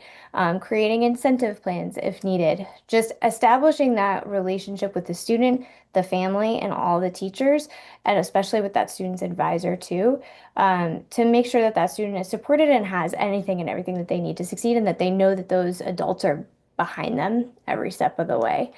And then in terms of the MTSS process, as Peter said, our Cooper campus has been used as a demonstration classroom with the SPED Co-op for MTSS because of the way that we've worked to identify students who need extra support, provide intervention classes as needed during a particular block of the day, and then using usually Math 180 and Read 180 as our implemented curriculums for intervention, and then reassessing, and then students move sort of in and out of intervention spaces as needed. And so there's a lot of small group classes at Cooper that involve any number of students. So it might be STAR students, it might be special education students, it might be just general education students, but who need particular support in that area. And those groupings are flexible and change throughout the year to provide the kinds of support that students need at any given time with the particular subject area. Got it. Again, thank you. Thank you for sharing your learning. Thank you for the work that you are doing. These students are STAR students throughout the city, are exceptional students throughout the city, deserve high quality education. And you all have proven it's possible. And it sounds like you have a robust plan in place to support those young people. So kudos to you all and thank you for sharing your learnings. I have my final question, but I'm gonna wait till the final, and then we'll move on to the vote. I want to create space for my colleague, Board Member Williams, before I get there. So Board Member Williams, if you could. Sure. I just had a follow-up from some of the earlier conversation. So much of this conversation has been about culture and how do you create that culture. And, you obviously started Anna Cooper with the middle school and built from there. This is my third month, fourth meeting. I guess we're doubling up meetings here. So one of the things that I think a trend that I've heard more and more is about sort of these feeder patterns about the importance of culture to success. Um, to that end, and obviously you're a very popular school, so you're oversubscribed, but like, do you backfill beyond, like in high school, do you guys, do you backfill 11th grade, 12th grade? Do you stop backfilling at some point? At what point, like, does it, do you guys think, and how do you think about when you bring in new students about how do you introduce them to that culture? Thank you. So we have a number of students who come to us in ninth grade. We don't backfill after ninth grade, in part because we don't see we don't have a lot of attrition. And so we don't lose a lot of students. We don't lose a lot of students going from eighth grade to ninth grade, and certainly after ninth grade, we don't lose a lot of students. We also have, a high school requirement of 3 years of Latin. That's not the reason why I don't backfill, but I'm saying that's also, that could make it sort of somewhat challenging. When we have new students who come to us at any grade outside of fifth grade and ninth grade, we think very carefully about onboarding and how to help them to acculturate. And so we have specific, particularly for the ninth graders, we have, just like we do for fifth grade, we have an orientation period where they can come in the summer, they can get a chance to learn a little bit about our program. They can take some, some Latin so that they're not completely surprised when they start the school year. And we find ways to connect families to families. So we use families as a way of helping to establish culture. And then we have a number of teachers and students who are a part of the orientation process and who take these new students under their wings and sort of nurture them and mentor them and support them. And certainly the importance of culture is something that we have articulated on a number of occasions. And a way that culture gets supported is also through the fact that 12% of our faculty are alumni. And so the alumni can connect with students, and sometimes those alumni who are on our faculty are able to orient and support new students, perhaps even more than some of the existing faculty. So we use a variety of personnel and a variety of approaches, but the orientation and onboarding that takes place in the summer is a primary way that we do it. Peter, can I add one thing? Yes. We have backfilled occasionally, a few times. It's rare, but we have backfilled in 10th grade as well. And I think for when we do get older students who are new to us, not only that cultural, just getting them used to the culture, but also making sure that we build a flexible academic path for those students to ensure that they can meet our graduation requirements by the end of 12th grade. You know, having flexibility is important, and having supports and using the summer is important as well. Thank you. And thank you, Board Member Williams. And I appreciate that question, Board Member Williams, because it is really clear that strong culture, high expectations, absolutely dedicated staff, committed board members, visionary leadership, Mr. Anderson, engaged student body, engaged families creates a delicious recipe for success. And you all have demonstrated that. And so again, thank you for your sharing your learnings. Thank you for the work that you've done. And my final question, I promise. I know that this review period is looking back over the last 5 years, but I'm a futurist. So I'd love to hear 20 years from now, I'm sitting looking at the board meeting on YouTube or wherever I'm looking, you all, hopefully you all are still in place.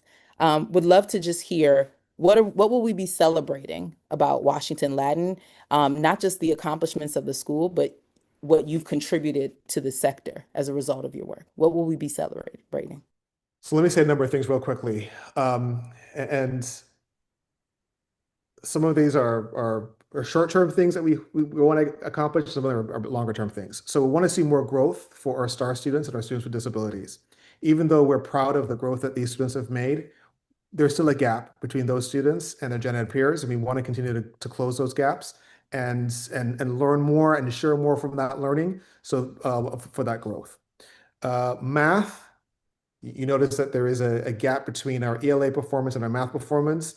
I was a math teacher. We want to see math stronger, not just for Washington Latin, but across the city. For us, increasing teacher salaries, it's a major challenge for us that we need to address, and that's something that we want to be able to see. But then, you know, beyond that, we have this opportunity to establish a new high school, and I know around the country, high school is an area of challenge. And establishing a second high school on a firm classical foundation, you know, there's a resurgence of interest in the classical model. And the way that we do it is different than most other places. And so not only do we want to be able to replicate a strong high school, liberal arts high school, liberal arts program, classical model, but show others how this can be done, where it's really a classical education for the modern world. And you know, we have been doing some work in the last few years, and you know, Board Member Williams talked about culture, and our culture and our approach to character development has actually gotten some attention, not just from other schools in DC, but across the country as well. And we've been very fortunate to be able to share some of our learning around that. I want to continue to do that. And one of the elements of that is that in order for us to be able to support thriving students, you need to have thriving adults. And so we've done a lot of work around adult formation and want to continue to lean in on that to find ways to show that the teaching profession really ought to be more highly regarded as a profession, where the people who are in that profession are supported holistically, are able to develop intellectually, are able to also be honored for their autonomy and their expertise, the way that other professions are. And so we are really excited about the opportunity that we've had over the last couple of years, and that we will continue to have in the future, to contribute to this idea of what it means to be a teacher, to rethink that teacher role by going back to the ways in which teaching used to be done and used to be honored and supported in the past. So we want to look to the future by leaning on the past. There's much more I could say, but I know the time is limited, so I'll stop there. And I appreciate that, because I'll tell you, keep going, and we'll be here all night. But thank you. I look forward to when I'm 25 in the future, 20 more years. I look forward to living in that reality with you all. So thank you so much. And again, thank you again to the Washington Latin team. All right. So colleagues, I will now entertain a motion I move to continue the charter of Washington Latin Public Charter School. Second. Okay. Secretary Marina, if you can do a roll call vote, please. I'll start with you, Chair Adamafanian. I am an enthusiastic aye. I will also offer proxy for Board Member Crucy. She is an aye as well. Board Member Stanley Beatty is an aye as well. And Board Member Sandman is an aye as well. And Vice Chair Yan. Aye. Board Member Williams. Aye. And I am also an aye, so the motion carries. Thank you so much. Congratulations, Washington Latin team. Thank you for all that you do. Please continue to share your learnings. And I'm so excited to see all that your young people will accomplish. Again, congratulations. Thank you. Thank you very much. Much appreciated. Thank you. All right. Gina, this is you. Next group, next up. Sounds good. Thank you, Chair Adamofanian. Next up is Richard Wright Public Charter School for Journalism and Media Arts is up for its 15-year renewal. The school educates 302 students in grades 9 through 12 at a single campus located in Ward 6. The standard for charter renewal is established in the School Reform Act. DCPCSB shall approve a school's renewal application, except that DCPCSB shall not approve the application if it determines one or both of the following.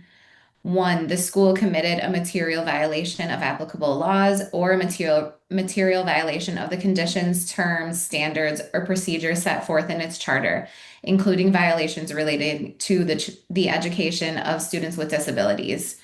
Or 2, the school failed to meet the goals and student academic achievement expectations set forth in its charter. Additionally, there is a fiscal component to the charter renewal. Per the School Reform Act, the board is required to revoke a school's charter if it determines that the school has engaged in a pattern of non-adherence to generally accepted accounting principles, has engaged in a pattern of fiscal mismanagement, or is no longer economically viable. Richard Wright Public Charter School adopted the PMF as its charter goals.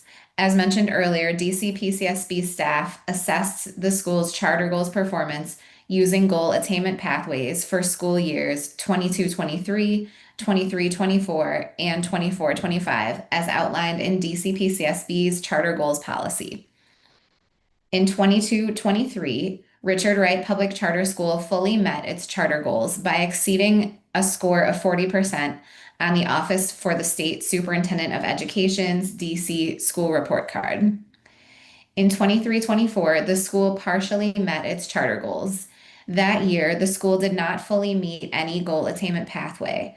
It met or exceeded state or sector performance or demonstrated improvement in 8 of 13 transitional goals. In 2024-25, the school fully met its charter goals by earning a level 3 or better on the Aspire system. Separate and apart from its charter goals, Richard Wright Public Charter School demonstrated concerning performance in the assignment review portion of its qualitative site review. Most of the English, language arts, and math assignments the school submitted rated as providing no opportunity for students to access grade level content. DCPCSB staff will conduct additional assignment reviews to support school staff in aligning its assignments with grade level standards. DCPCSB staff determined that the school has not committed a material violation of law or of its charter.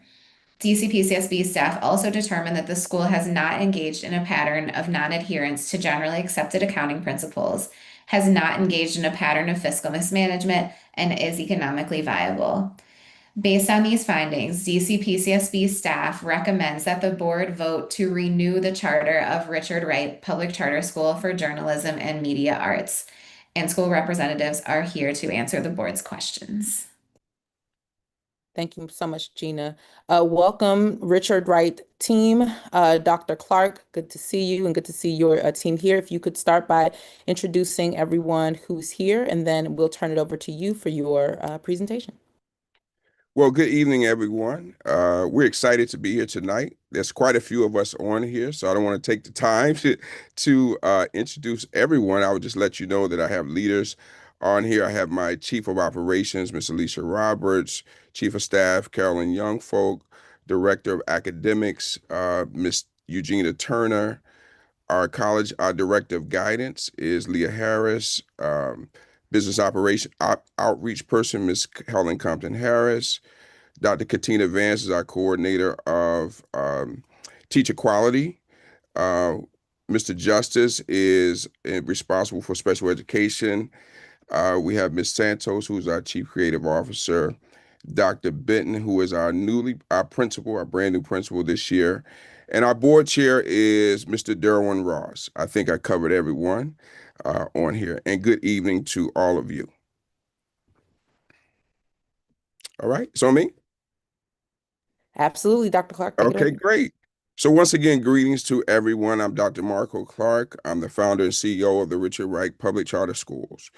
We are happy to be here tonight, very thankful to be able to appear before you in this opportunity to share information about our beloved Richard Wright Schools. Richard Wright Public Charter Schools' mission is to transform students in grades 8 through 12 into well-versed media contributors.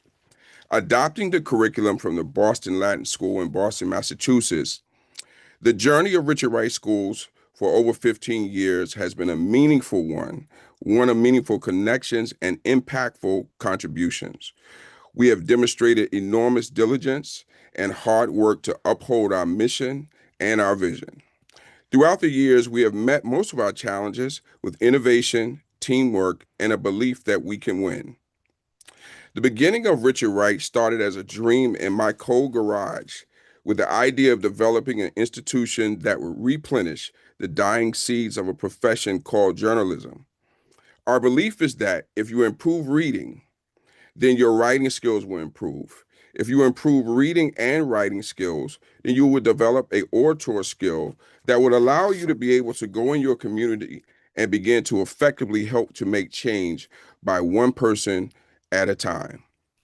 Throughout this journey since 2011, Richard Wright Schools has served over 82% at-risk students each year of our existence.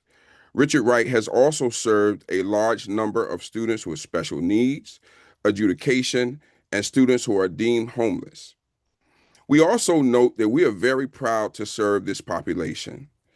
Within these groups lies the story of beating the odds and the promise held in each one, which is, in our eyes, it's a bigger thing than what their story comes with, bigger than the pitfalls, bigger than the reflection of various data polls. Throughout our journey, we've accomplished many triumphs. We've ensured that 748 students have received a high school diploma. No student has ever received a certificate in lieu of a high school diploma. We have amassed 6,684 college acceptance letters, and we have garnered over $130 million in scholarships from 11 graduating classes collectively. Some of our challenges. Continuing this journey, we acknowledge some of our shortcomings and how we arrived at them. We own them, and we consistently challenge ourselves to correct and close the academic gaps without any excuses. Over 71.6% of our students walk through our doors 3 to 5 grade levels behind. That data is according to the San Diego Quick Exam, Let's Go Learn, and Eureka Mathematics, of which we test our students as soon as they walk in the door. Our data also reveals that 22.4% of newly enrolled students at Richard Wright had previous attendance problems in their old schools. Richard Wright has 100% free and reduced lunch students, and we do something that's different than a lot of my colleagues. We accept students in the 10th grade, understanding that this will cause enormous challenge because we will not have a large time to be able to work with those students prior to the high-stake exam. We also accept 12th grade students who come in that may need an opportunity because they had a challenge in a different high school, understanding that this will not even help our graduation rate in a positive manner. But we still do that because we believe in service. Despite the shortcomings in our math scores, we are seeing growth over time. One of our measuring tools is the caliber of higher education institutions our students are being accepted to. Richard Wright students are and have been accepted to some of the most competitive universities in the entire country, such as Penn State University, Hofstra University, DePaul University, University of Pennsylvania, Spelman College, Louisiana State University, just to name a few. Our seniors must be accepted to 5 or more colleges and universities prior to graduation. They are also subjected to a 26-page thesis of which they have to defend with external partners. We recognize that just being accepted is not the end, and that we must track all of those students that have graduated from Richard Wright. So we track our students after they've graduated from Richard Wright into college and beyond. We are proud that several students have graduated from college and returned to teach and serve at their alma mater, Richard Wright. We have been recognized for the truancy work that we've been doing in the district by the Deputy Mayor for Education's office in closing those gaps. We own the following. Richard Wright owns the nationwide challenge of improving mathematics, of which we recognize and own. Richard Wright has and continues to work diligently to improve our challenge with mathematics. We double block our math classes. We offer Saturday school, coach class, online evening support, and Friday afternoon classes for students. Our goal is to take them from wherever they are academically when we receive them and move them where we need them to go and grow academically. Our teacher quality and training. We have afforded time for our teachers to team content planning, and we have implemented 10-day assessments aligned with the Common Core standards for quick assessments and reflection of student progress. We want our students to know and show what they're able to do. Professional development training, outside facilitators, and the experts are experts in the field. We have partnered with UDC for their teacher training program, and we have several teachers who are enrolled in a master's degree program in math and ELA at UDC. What we believe in creating opportunities through building connections, relationships, and partnerships has been the cornerstone to the vitality, energy, and growth of the Richard Wright Schools. Numerous achievements have been garnered through developing reciprocal relationships in the community, enhancing and supporting student learning beyond the classroom walls, graduation, demonstrating the flourishing and thriving life of school and its students.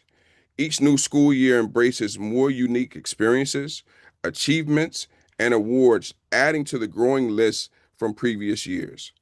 Our school partnerships have blossomed locally, nationally, and internationally, and are very solid. They have provided long-term support opportunities as well as dependable, actionable resources for students to benefit and to grow from financially, academically, professionally, mentally, and socially. Some of our partnerships include the Wise Learning Education internationally in Doha, Qatar, the Motion Picture Association, the Brookings Institute, NASA, the Rainbow Push Coalition, the D9 organizations, University of the District of Columbia, Howard University, the Washington Nationals, to name a few. We believe in the next 5 years that we will yield higher academic results, improve teacher quality, and close a significant gap of the achievement gap. We just received our Middle States reaccreditation in February of 2026, of which we received glowing remarks. That being said, we believe that this will serve as one of the indicators Richard Wright has in moving in the right direction. Our Board of Trustees, school leadership, staff collectively voted to adopt the Aspire goals because they are aligned with what we need to achieve level 1. Our goal is clear. We want to exceed in every area and win because we are rewriting the future one student at a time. Thank you for the opportunity to share this information. Thank you to the Public Charter School Board staff, and thank you for the leadership of Dr. Michelle Walker Davis. I'll entertain any questions at this time. Thank you, Dr. Clark, for your remarks and just bringing us into what the work has been over the last 5 years and since the inception of the school. Thank you very much, and thank you very much to the team. 15 years is no easy feat. You made it. Here you are. Well done.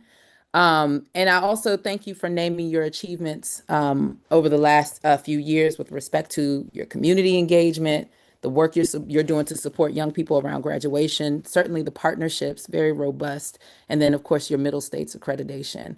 Again, kudos to you all, and kudos to what that means for your school community and our city and sector at large.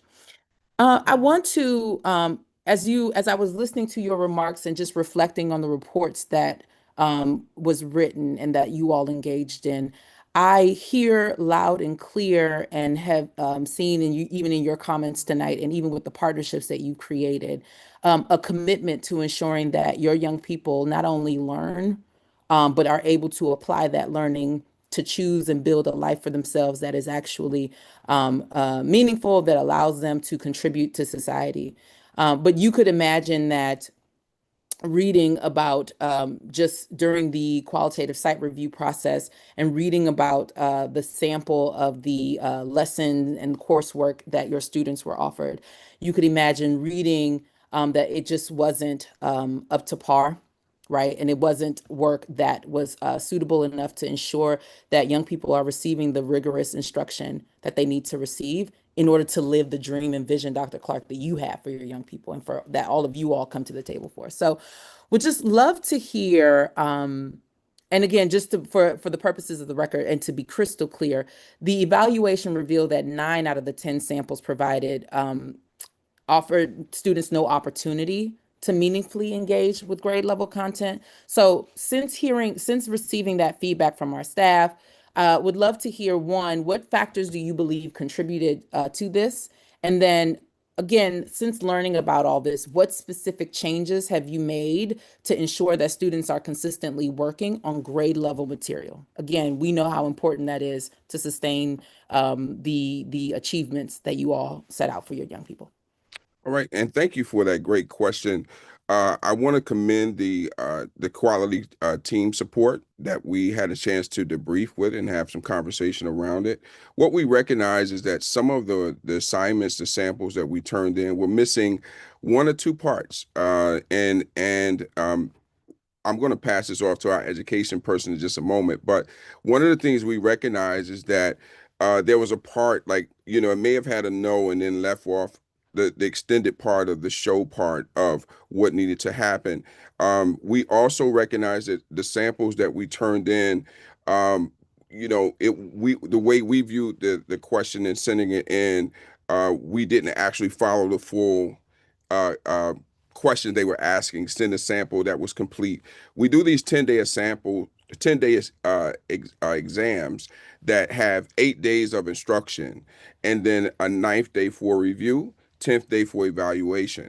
So it was part of the whole, part of what they received was part of the assignment, rather than we should have sent in like the end result where it was to close the entire exam. What we were trying to do was show how we are doing in small chunks to move with growth. So that information that was sent to them was not totally complete the way they needed, and it was a miscommunication that we had with this quality site team. However, we learned a lot from working with them, and we intend to continue to work with them in various ways. I'll pass this on to Ms. Turner to say more. Good evening. I'm Ms. Turner, the Director of Academics. And following what Dr. Clark was saying about the samples that were submitted, we did find out additional information. The structure of the assignments was not exactly what they were looking for. What we pride ourselves in giving our students is information that they can use and that they can draw from. And what they were actually looking for was specific text or specific examples from teachers that the students needed to identify. And that is not what that's not what we gave them. And so what we are now doing, our teachers, they get together, they will now be collaborating to come up with assessments and assignments that look exactly like it should be. It should have the knows, and it will have the shows, it would have the content, the practice, and the relevance, which were three of the things that they were talking about they were looking for. And going forward, that is the way that our teachers will be presenting information to our students. That's the way they're presenting information in direct instruction, assessments, and in assignments. And now I'm going to pass this over to Ms. Youngfolk, who has a little bit more information she would like to share. Thank you, and good evening to each one of the board members. I've really welcomed this opportunity to speak. In addition, my name is Ms. Carolyn Youngfolk. In addition to what Ms. Turner was bringing out, also we learned too is having the in-depth understanding of the standards, breaking each part of the standards.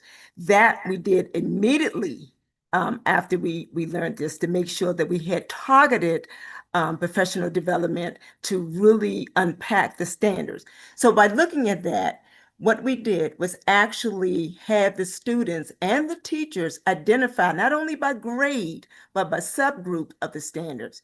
And with that, they was able to narrow and identify selecting 2 to 3 high-level standards that we focus on instead of having a broad range of that standards. By taking that into consideration, but really working with our teachers with that, having our students understand that, even with the discussion that we had on our assessment, bringing that to the forefront, that really, they had a better understanding and made a difference for that. Also, the 3 areas that we really are honing on is content, practice, and relevance. If we look at these 3 areas and really focus all of our professional developments on that, the students will have a better understanding, the teachers will have a better understanding, and then our target professional development will go better because it will be data-driven based on looking at those standards. Thank you. Thank you all, and I appreciate the acknowledgement, the honesty, but I also hear you all have a plan moving forward. And I think, again, above and beyond meeting expectations for us, it's for the young people that I know y'all care so deeply about. And so I thank you for that. All right, I'll now turn it over to Secretary Marino, apologies, as she has the next question. Thank you. Thank you so much, Shakira. First of all, thank you all for being here. Really appreciate you making the time tonight and the incredible perspectives in your community that you each represent. And thank you for the engagement throughout this rigorous process. I know it's a lot of time and a commitment, and really appreciate the way you've engaged. And congratulations on highlighting the accomplishments of your graduates and the scholarships and what they're doing when they leave you. It's really exciting to hear. I also want to commend you on the work you've done on Safe Passage and on truancy, which has been a real bright light in the city during a time that schools are really struggling. So thank you not only for the work you do with your own community, but for sharing your learning with others. Really appreciate that.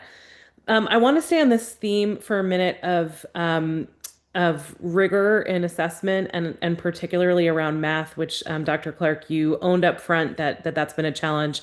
And I just want to ask a follow-up first to Chairwoman Adamafanian's question, actually for the PCSB staff. So I think this point about student access to grade level content is really essential. And it sounds like there was maybe a little bit of confusion in the QSR. So I just wanted to invite Gina or Dr. Walker Davis. Is there anything you want to add to that in terms of, did you have a chance to look at the additional assessment information after the fact, or was there any other information you want to add beyond what we read in the report? I just wanted to invite any comment you had as a team. Thank you for that question, Secretary Marina. I'm going to ask Melody Sampson to share a little bit about this specific QSR. Thank you. Hi, everyone. So I don't have any particular details about this latest round of review of the additional assignments that Richard Wright supplied our team, but I will take this moment just to emphasize that we really love to see educators take advantage of this additional round of review. I think both PCSB staff and the school leaders glean a lot out of that exchange. And so we did the round of the first 10 assignments last year and saw opportunity to provide an additional exercise to look through the standards and unpack what we were seeing, and also hopefully apply that learning to the next round of assignments rather, with the ultimate aim of students at Richard Wright regularly accessing grade level standards-based assignments. I would be happy to follow up though later on with more details about the findings from our latest review and make the offer to Richard Wright to continue partnering with us, so that you've got another party who can help validate the direction of the work that you all are doing. Thank you so much. Board Member Marino, if I can just add, I just like to tell you, I mean, we own that. I think, we make a mistake. It definitely wasn't the board. I think it was just the way that we read it. And so we acknowledged that when we spoke with the quality team. And so we look forward to, we made a commitment that we're gonna be talking back and forth with them. And so I think it was just an honest communication that we accept. And as we move forward, we're gonna do better. Absolutely. I totally appreciate the spirit of that. And really the spirit of my question is, this is a hard and technical process, and there may be things that are misinterpreted, and we can all learn from that. And also, if you are giving kids access to grade level content every day, I want to make sure we're seeing that and celebrating that. So that's really where the question comes from. That said, you've owned math as an area for improvement. We saw proficiency rates around 10, 11, 12% in this review. In your opening presentation, you spoke about giving students more time, and also I heard about supports for teachers. I'm just wondering if there's more you want to say about the strategies you're employing to drive math achievement. And also, how are those going this year? What are you learning? What is working? And what's kind of the next horizon for you in driving increased achievement? Because you have a big and bold, ambitious mission that is about preparing these students for Penn State and the other incredible places that you mentioned. And we want to make sure that all young people are getting the kind of support that they need in math to really thrive after they leave you. So as I mentioned, there are several things that we've double block math classes. We realize that double doses is needed.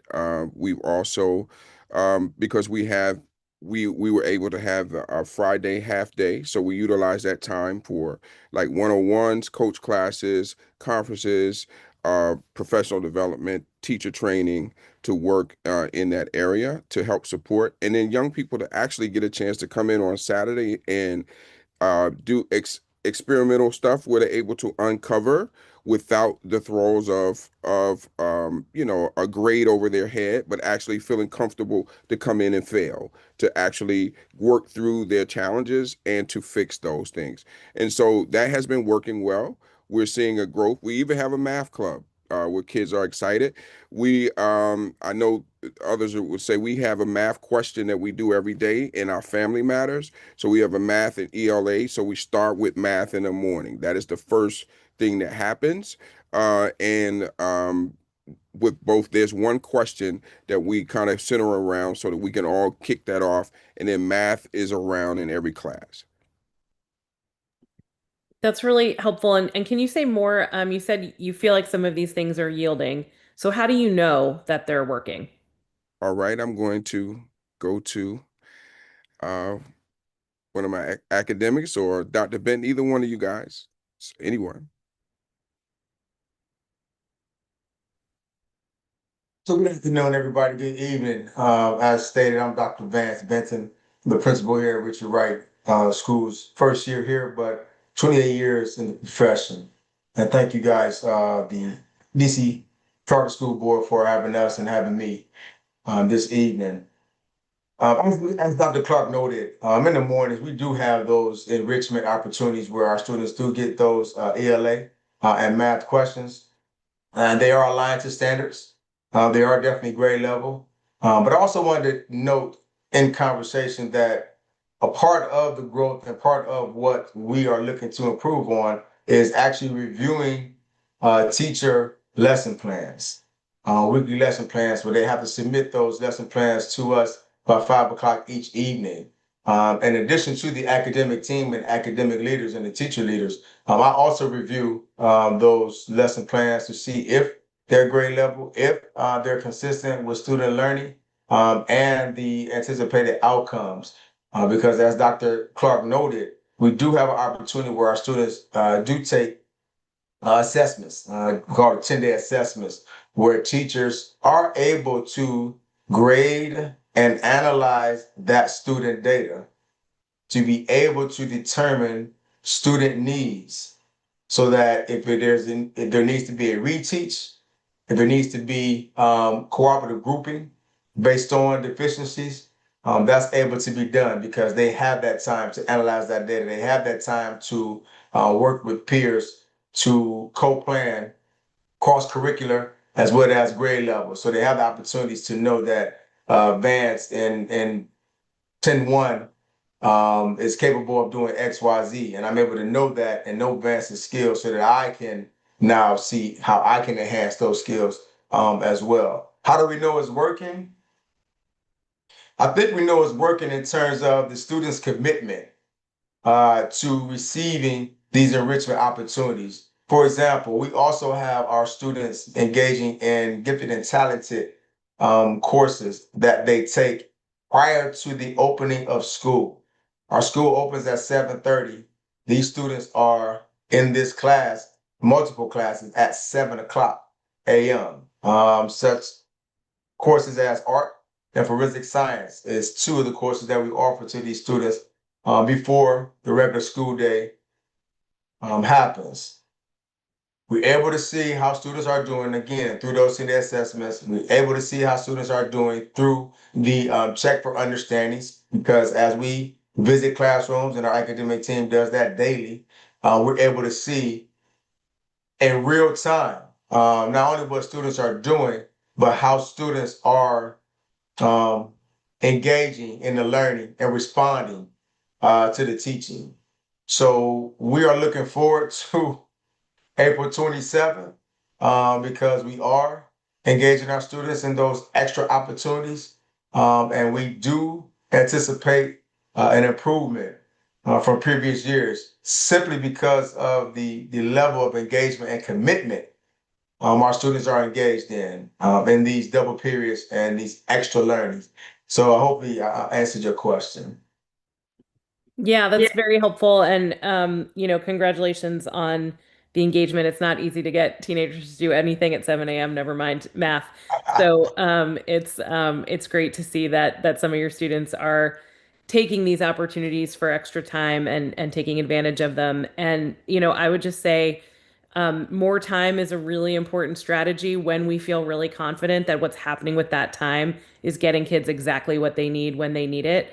And it sounds like you're seeing some promising impact of that. It sounds like there are signs in terms of student engagement and that you have the information from the exit tickets or some of the other pieces that you noted in terms of formative assessment that it's working. I would encourage you to try to aggregate some of that data to really understand, if it's day by day or week by week, whether those strategies are converting to the kinds of achievement that will show up on April 27th. Because it sounds like you're doing a ton of work, and I want to commend that. And also, what I want to see is that these scores are really changing for students over time. And so, understanding that on a day-to-day and week-by-week basis, I think, is really, really critical. Thank you so much. Thank you. Thank you, Secretary Marino, for such a great question. Just a couple quick follow-ups, and then Vice Chair Yan, sorry, I will turn it over to you really quickly. Want to follow up the Secretary Marino's questions with two quick questions. Number one, are you all accessing the supports of the Math Collaborative or other resources that exist out in the city with respect to supporting schools who are trying to push math achievement?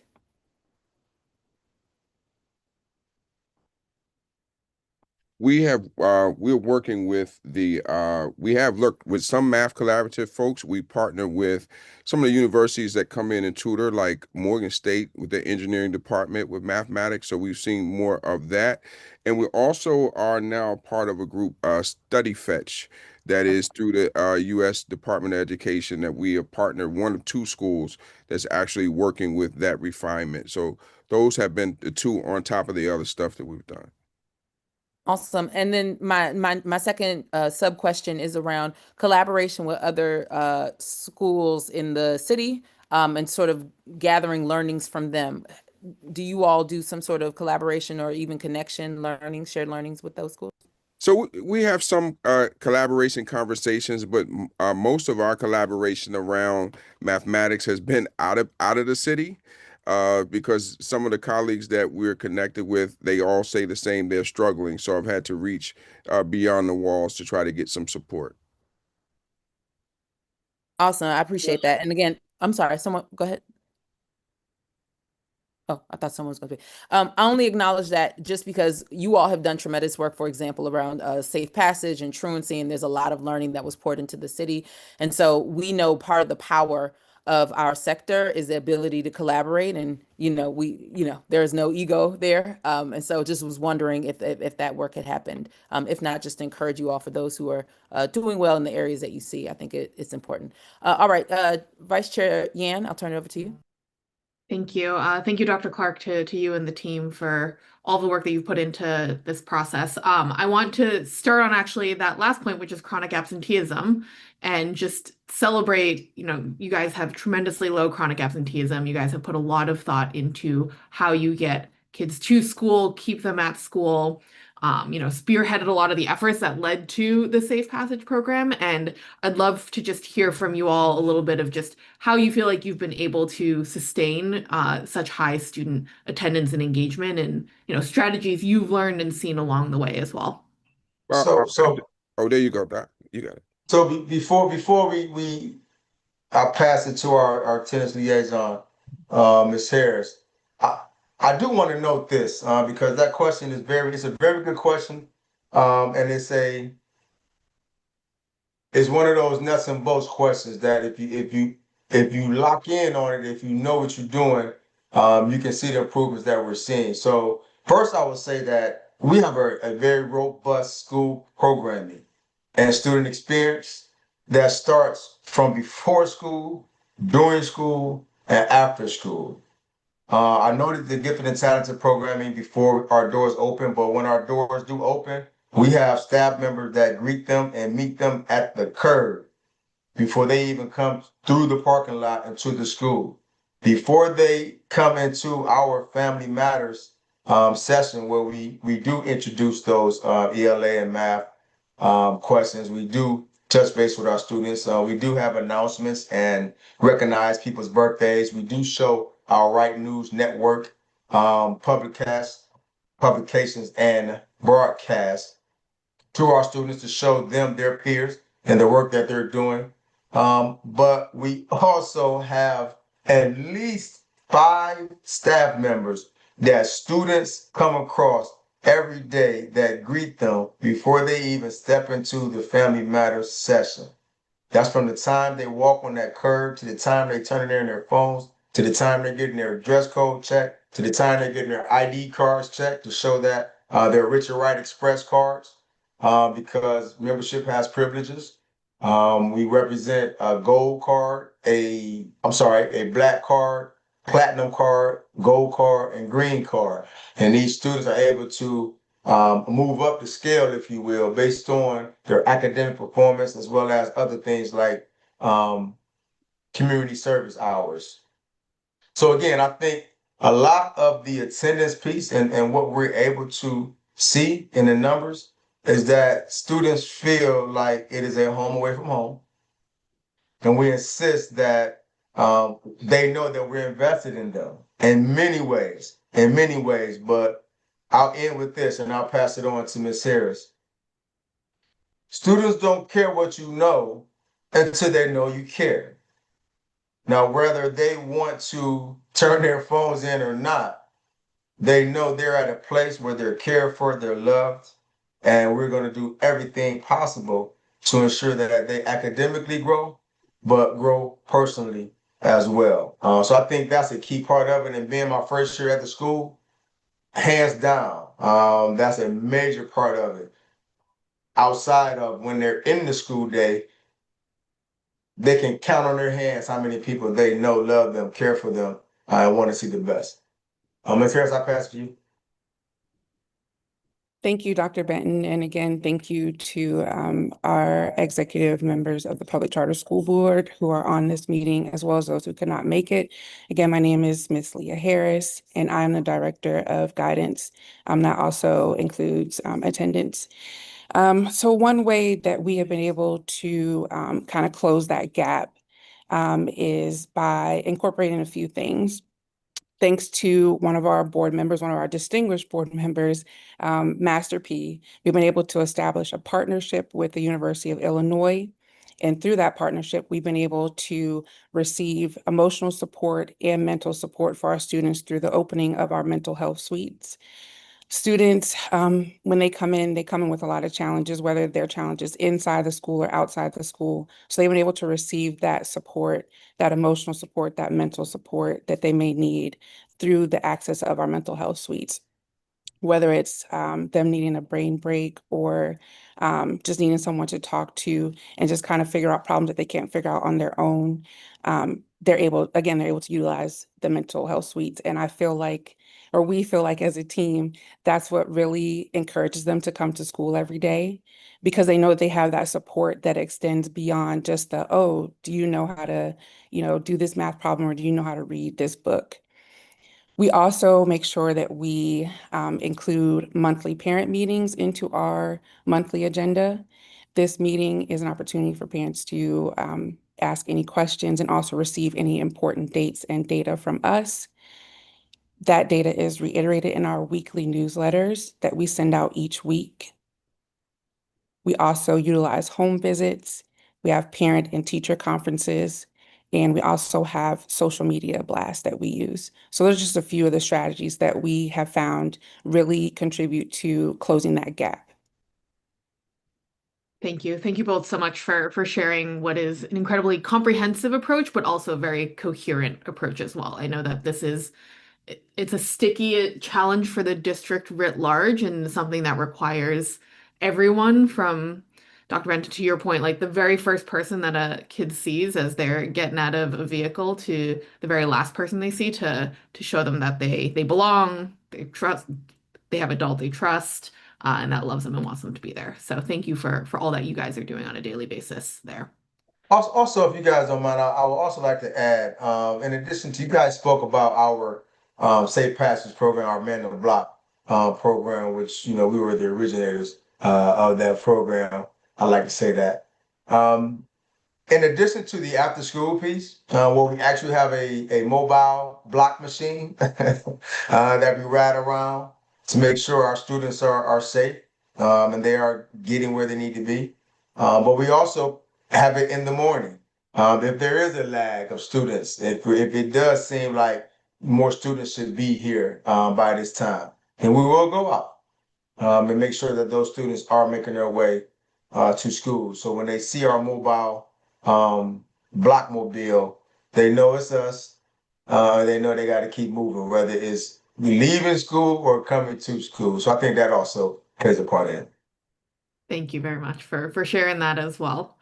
The next area that I want to dive into is the advanced coursework and career certification metrics. So the AP, IB, dual enrollment, CTE. I know that you all have seen a jump here. So it was, I think, 5% in 22-23, less than 5% in 23-24, and then it jumped to 20% in 24-25, but still lags the state.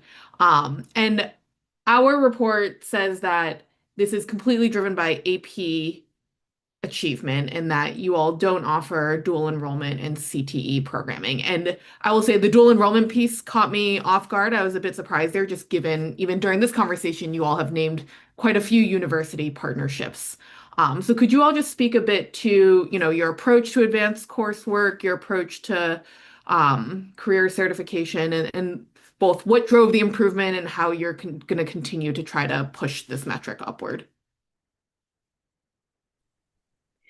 Yes. So what we have found through our college application process with our students is that the credit that they may receive from the AP courses that we are able to offer don't necessarily align with their major interests.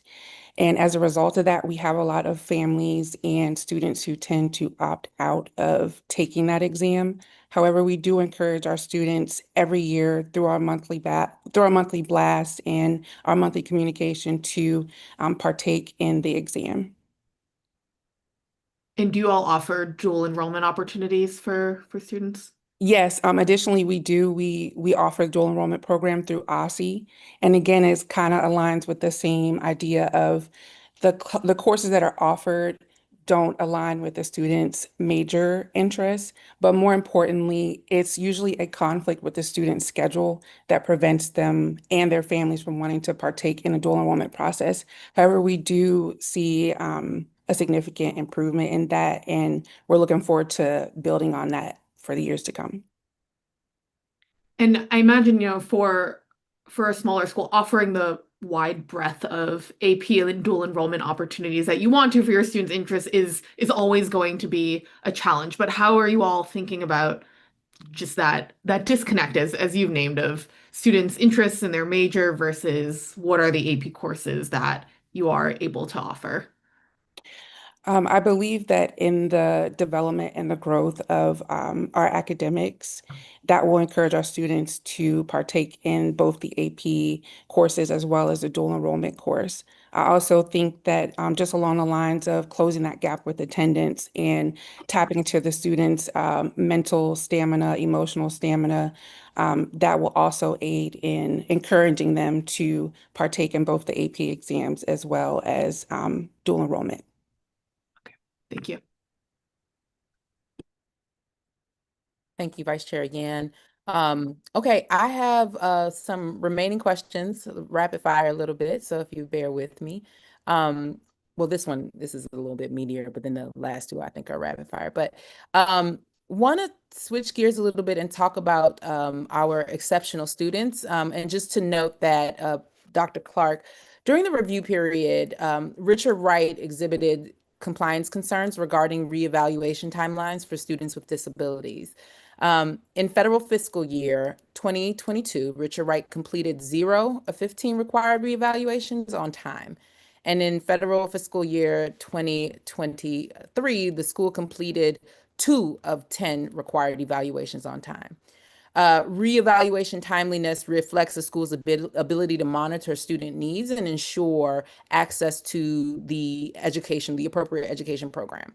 What adjustments are you making to improve reevaluation timelines and to ensure compliance with special education requirements?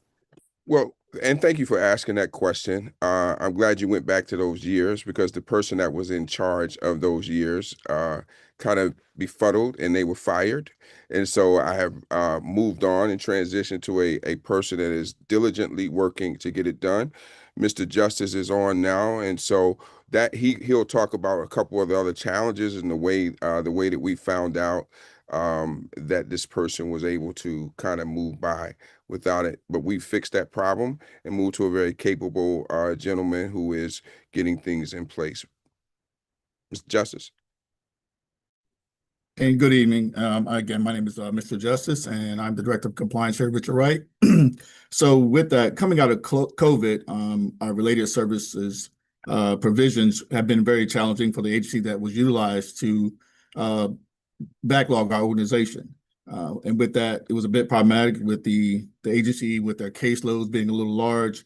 So with that, we hired an in-house related service provider to kind of help meet our organizational needs. And along with the related services provider, additional person, we also increased the number of case managers that we have here at Richard Wright.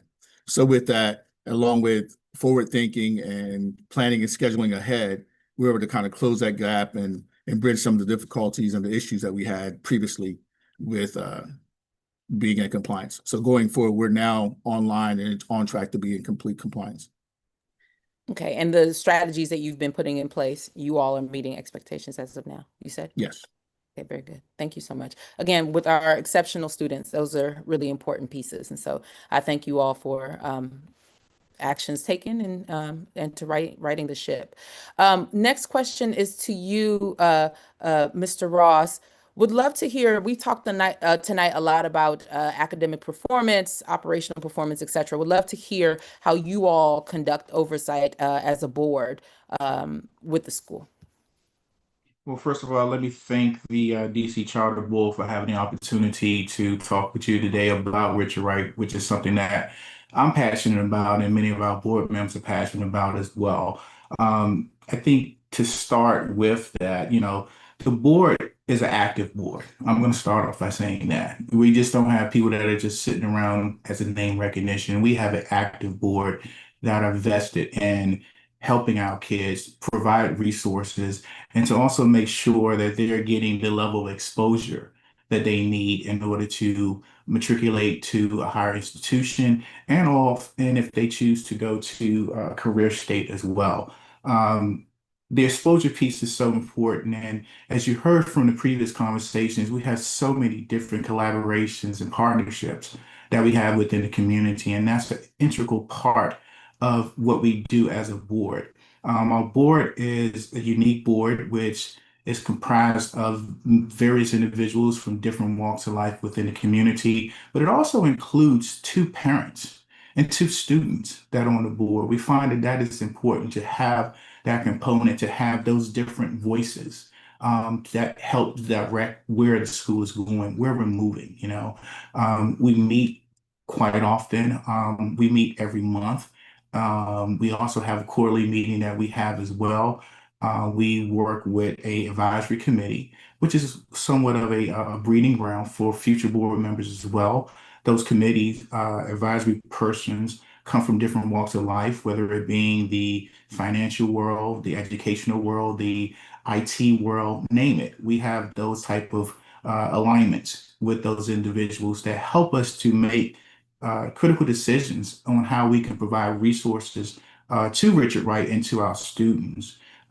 This is my second year as the board chair with school, and since me coming on board with with my administration, I am so technology driven with everything that I do. So I have made sure that understanding that we have a challenge within the math arena, that I try to utilize my connectivity with individuals within the technology world to kind of help support those challenges that we have. So as a result of that, we've established a STEM program at Richard Wright. We have established a partnership with the National Society of Black Engineers, NSBE.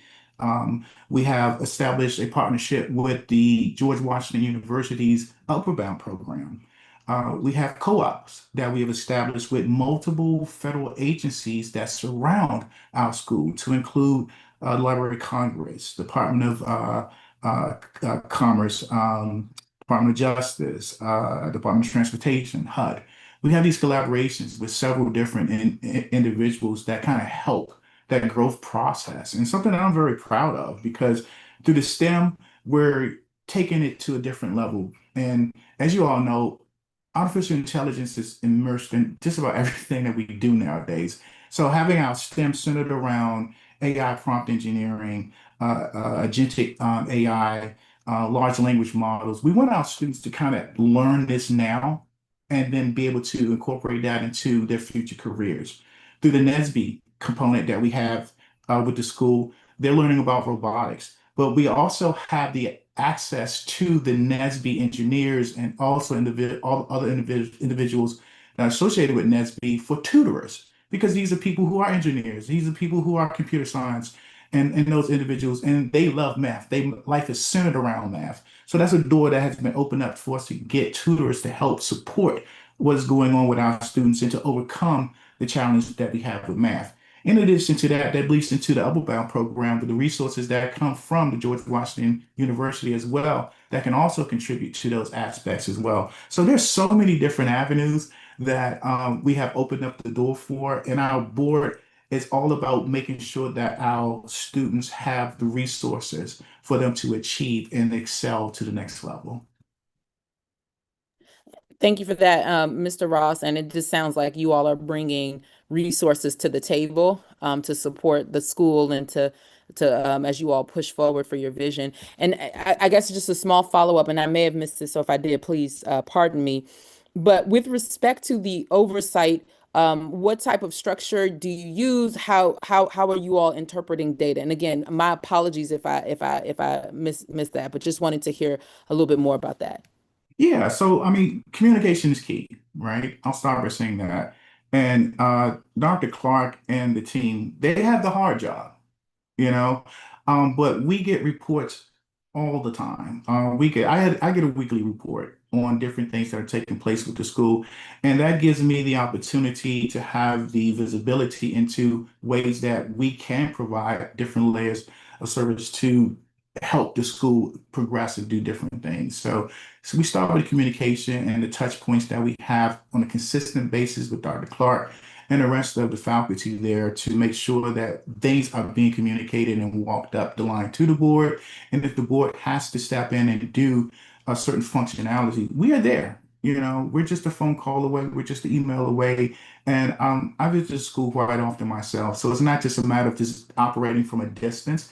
Many of our board members visit the school on a regular basis. So we're constantly there, we're constantly interacting with the students, we're constantly interacting with the staff and faculty and so forth to make sure that that level of communication is up front and right in front of us. Did I answer your question? Yes, I believe it. I believe it did. Thank you so much. Okay. And again, Mr. Ross, I only asked this question because at the end of the day, our agreement is with the board. And so I Correct. hear the robust resources that and relationships you all are bringing to the table. I'm hearing the deep commitment and embedding yourselves in the school. And so again, just important to provide, continue to provide that oversight to support the school. Okay, thank you. Thank you very much. And Mr. Clark, Dr. Clark, I'm sorry. I said you're welcome. Oh, very good. Dr. Clark, this is your last question. I mentioned to the last school, I'm a futurist, and all other LEAs who are coming, I'm going to ask the same question. 15 years from now, we are in front of the board again. What are we celebrating about Richard Wright and its accomplishments, and also what they've contributed to the city, to our overall sector? What are we celebrating? High academic achievement. We're gonna celebrate the work that we're doing now. If folks are excited about that, you're gonna see it 15 times greater. So we're going to see our students who are filmmakers, journalists, researchers. You're going to see those individuals who are actually doing the mission of the school. We're going to see those mathematicians that we corrected the math and that we also provided pathways for our young people with special needs. And just to note, we don't use the word special needs. We call it student support. So that's another language barrier that we changed to give students with special needs a better feel about what they are doing. So you're going to see those students making a big to do in life and what's happening. And then lastly, we'll all be cheering because I'm going to be on the couch as well, watching everyone as we move forward and rooting right here with the team and supporting in whatever way I can to help support the next generation of those students at Richard Wright, because this is a lifelong commitment for me and for everyone that's on this dial. Richard Wright. I appreciate the honesty, Dr. Clark. He said he's gonna be on the couch. I appreciate that. To the Richard Wright team, thank you so much for answering the questions. Thank you so much for your honest reflections and the work that you're doing even now to get to that vision that Dr. Clark just laid out. Again, thank you all so much. And so, colleagues, with that, I will now entertain a motion.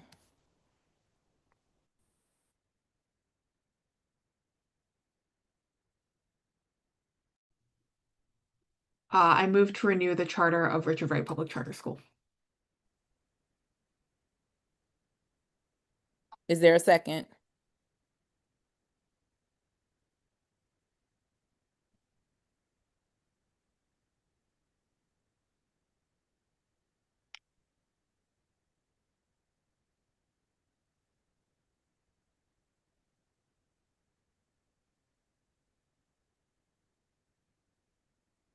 Okay. I don't know where are my Robert rules, but I think I can second a motion. All right. Okay. I can do it. Is Thank that you, right? Ken. Okay, very good. Well, I'll second the motion. Secretary Marino, if you could give a roll call vote. Sure. I will start with you, Chairwoman Adamafanian. All right. I am an I, and I have the proxy for Board Member Crucy. She is an I. She voted to approve. Board Member Stanley Beatty voted to approve. And Board Member Sandman voted to approve the renewal as well. Vice Chair Yan, Aye. Board Member Williams. No. And I am an I, and I just want to add a sentence about my vote. I'm supporting this recommendation because the standard that's been set by this board is that this school met the standards in 2 of the 3 years, and in the 3rd year partially met expectations. And so consistent with how schools have been, what the expectations that have been set, I think, and how other schools have been treated. I think that makes sense, and I'm supportive of the recommendation. And I think that it's an invitation for us to all think about what standards we're setting and collectively where we want to set the bar for our young people. And that is in no way to undermine the tremendous work that we've heard about tonight from Dr. Clark and from the team. I think you guys are doing a number of things to support young people, and there's a lot to celebrate. You also named how you're backfilling, which is really important in terms of your mission. And our job is every 5 years to pick up our heads and say, where are we in that?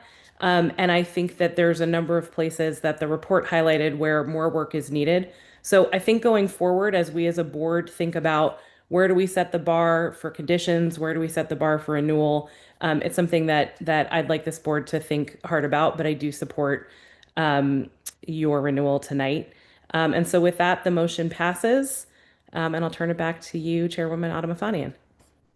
Thank you, Secretary Marino. Thank you again to the Richard Wright School. I trust that you all will realize the vision that you've laid out here tonight. And so I look forward to watching what y'all do, maybe on the couch, maybe here, who knows? Okay? All Thank right. you so much. Thank you. Thank you. All right. Before we move to the KIP DC 25-year renewal, we would like to, Board Member Yan, would you like to, Board Member Yan would like to state a recusal for the record. Yes, just stating for the record, I'll be recusing myself from the KIP DC vote, pending a big opinion on a relationship between my employer and KIP DC. Thank you. Very good. Thank you, Board Member Yan. Board Member Yan will sign off, Vice Chair Yan. All right.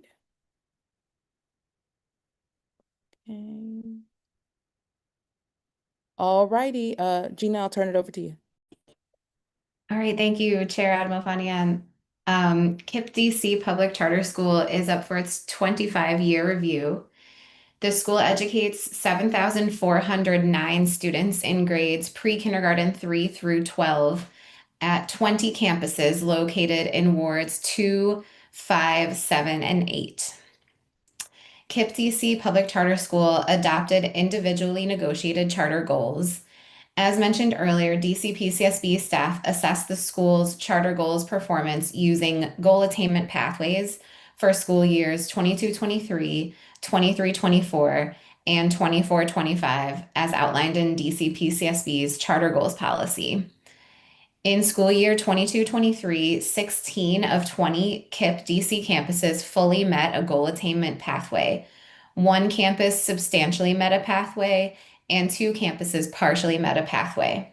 The remaining campus did not meet a pathway, failing to meet the targets or demonstrate progress in at least half of the measures in any applicable pathway. In school year 23-24, 12 of 20 KIP campuses fully met a goal attainment pathway. 5 campuses substantially met a pathway, and 3 campuses partially met a pathway. In school year 24-25, 15 of 20 KIP DC campuses fully met a goal attainment pathway, and 5 campuses did not meet a pathway. Of particular concern, the Northeast campus never fully met a pathway.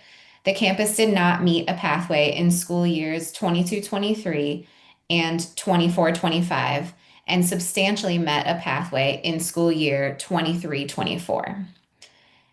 DC PCSB staff determined the school has not committed a material violation of law or of its charter. DCPCSB staff also determined that the school has not engaged in a pattern of non-adherence to generally accepted accounting principles, has not engaged in a pattern of fiscal mismanagement, and is economically viable.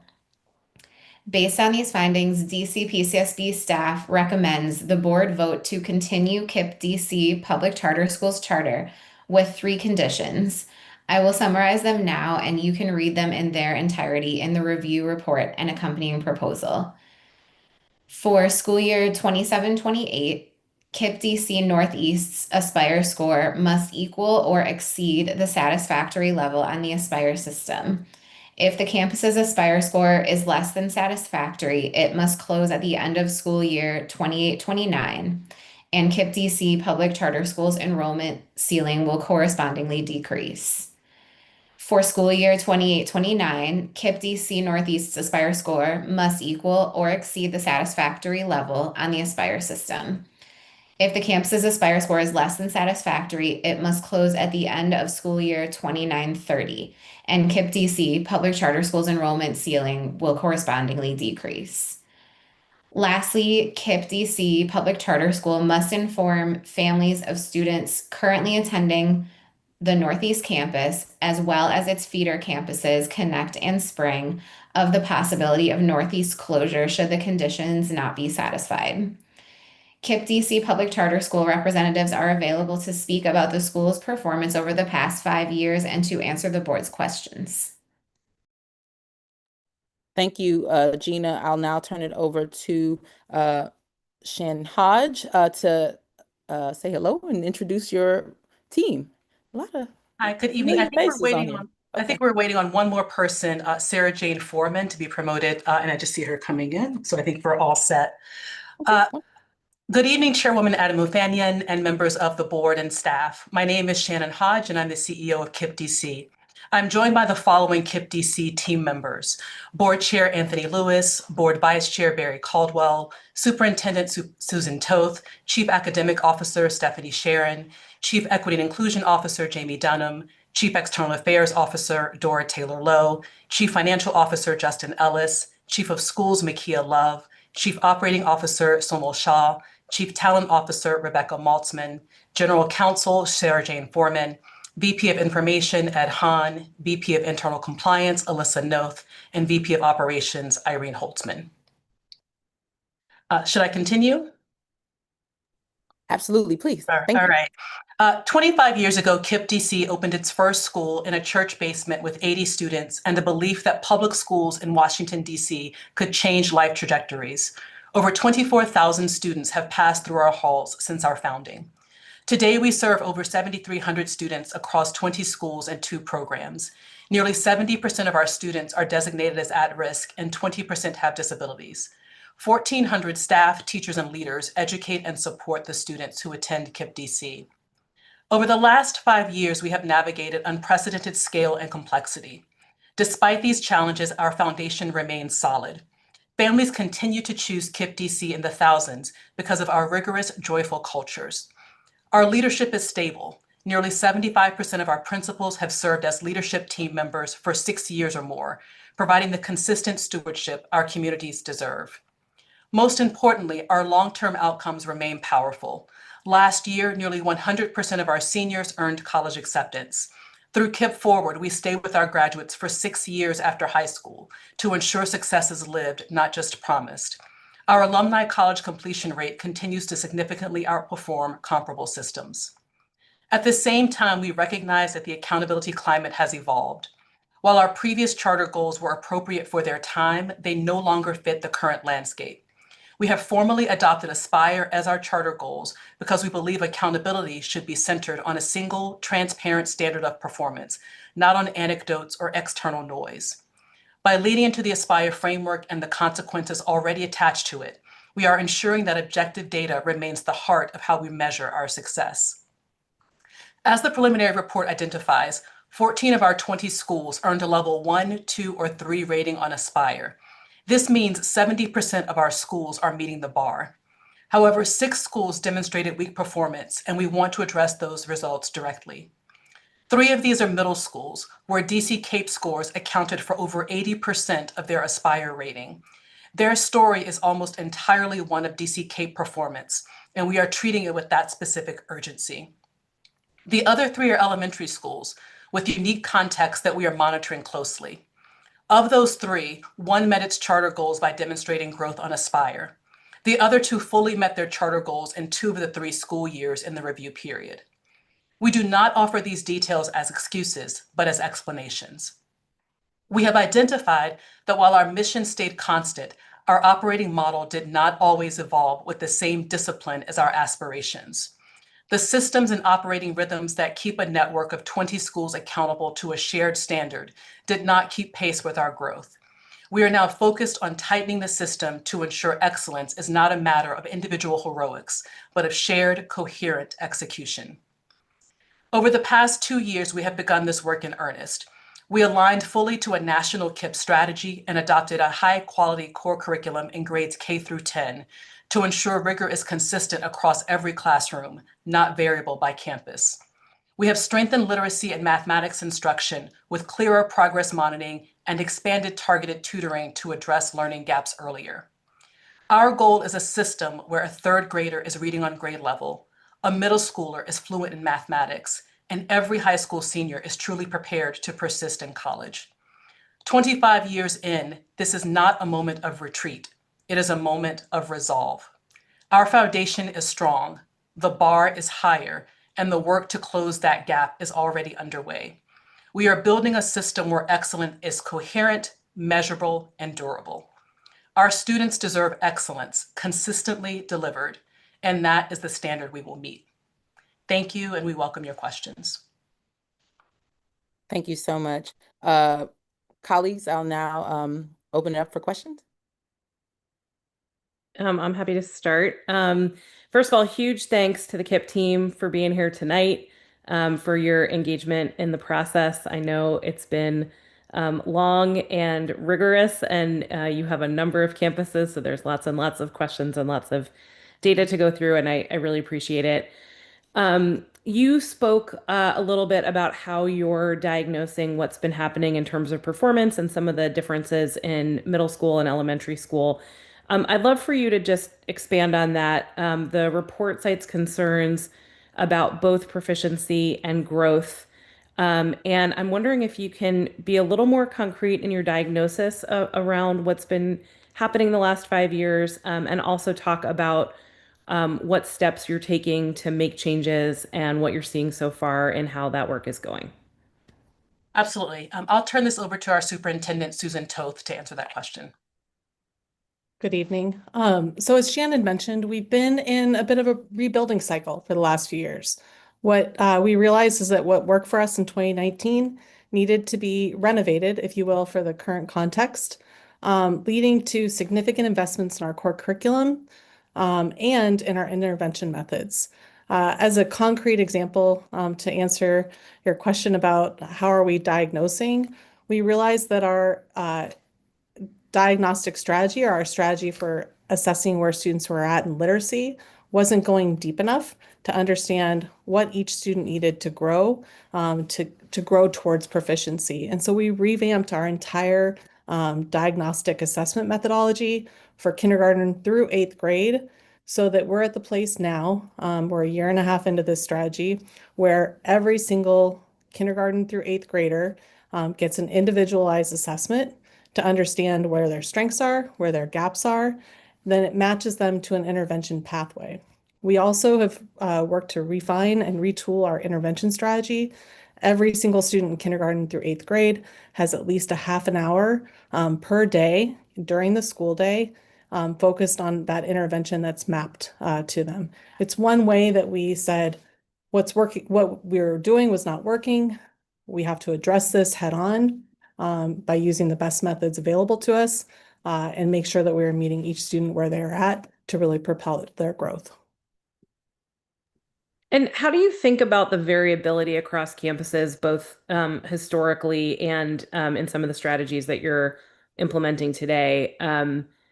You know, it seems like there are things that have been working and have worked for a long time in certain campuses, and then some notable places where you've been struggling in the last few years. So just help us understand more about the difference in implementation? Sure. So I think it's important to say that our strategy starts system-wide through a real focus on sound instruction and implementation of core curriculum. So as Shannon's mentioned, we launched 3 years ago a sort of scaled approach to investing in new core curriculum for us, starting with math, then moving on to literacy, K-8, and then doubling back to foundational early literacy in K-2. We also launched new curriculum in high school in 9th and 10th grade in both literacy and in math this year. And so that's a system-wide effort. And that is something that every single school is running into. The intervention work that we're doing is also something that every single school is running into. And we know that schools face different sets of challenges. Some grapple more heavily with chronic absenteeism, others grapple with staff retention, and that can sometimes impact the core strategy. I would say that the schools where we're seeing the most progress are firing on all cylinders to basically to get to a place where they're leveraging their strengths to really propel movement. I think one of the things that we're really working on and planning for the future around is how we are deploying resources in a differentiated way to really meet schools where they're at and make sure that they get the increased intensive support where needed. Because I know that they're doing the work of the core, and it's really addressing root cause analysis that's specific to that school community in terms of what they need. I think I'm having a hard time kind of getting the texture of like what this looks and feels like in your building. So maybe you could use a couple of examples. You could talk about the Northeast campus specifically, where conditions are recommended. But help me sort of get inside. Like I get that there are system-wide things. I get that you're differentiating by campus. What does the work look and feel like, and how do you know if it's working? Sure. So thanks for the push on that question. So we're always looking at data at KIPP-DC, and I can use Northeast as a good example. The leadership team there has led a great deal of change in the last few years, and they've been steadfastly committed to improvement. At Northeast in particular, we've had some work to do to rebuild our systems around core instruction, around intervention, and around PBIS, in addition to tackling chronic absenteeism. And we're seeing that work show progress and movement at Northeast. For example, Northeast hit all mid-year internal targets in math and literacy, and they've reduced chronic absenteeism by about 8 percentage points over this time last year. The school culture, which was also positively reflected in the QSR visit last year, has made an impact in allowing instruction to really move and be galvanized. And then in addition, the staff culture metrics that we use TNTP, has been a really good indicator of progress, and as well as the school student culture metrics that we also monitor by giving our own internal pulse checks of student culture. And so again, it's like all of those systems and work is intensely in focus for the school. I think there are a couple other indicators I'd love to share. Northeast also has some of our strongest results in terms of student growth. 76% of our students made typical progress in our literacy in between our beginning of year and mid-year literacy diagnostic, which is again just a really good indicator of progress. There are other pieces that we monitor, leading indicators we monitor. We're chasing in our intervention time and minutes and lessons passed in our intervention method in Northeast. Actually, I was just there this morning. They just crossed the threshold for the initial target we set for the year, which is again just really positive momentum. And again, all systems really in a place to fire. It's awesome to hear about the work that the team is doing to dig in, and kudos to all of you and to the team at Northeast. It sounds like in terms of meeting some of the goals that you've set internally for this year, that's not a small thing to achieve those. I do want to keep going in terms of like help us understand where you've been so that we can collectively learn in terms of where you're going. When you say some of the core instructional systems broke down, like what does that mean in sort of plain language? Like what were you seeing in classrooms? What were you seeing in the data that helped you diagnose which interventions you need in terms of support for leaders or additional time? Like how did you make those decisions based on what you were seeing?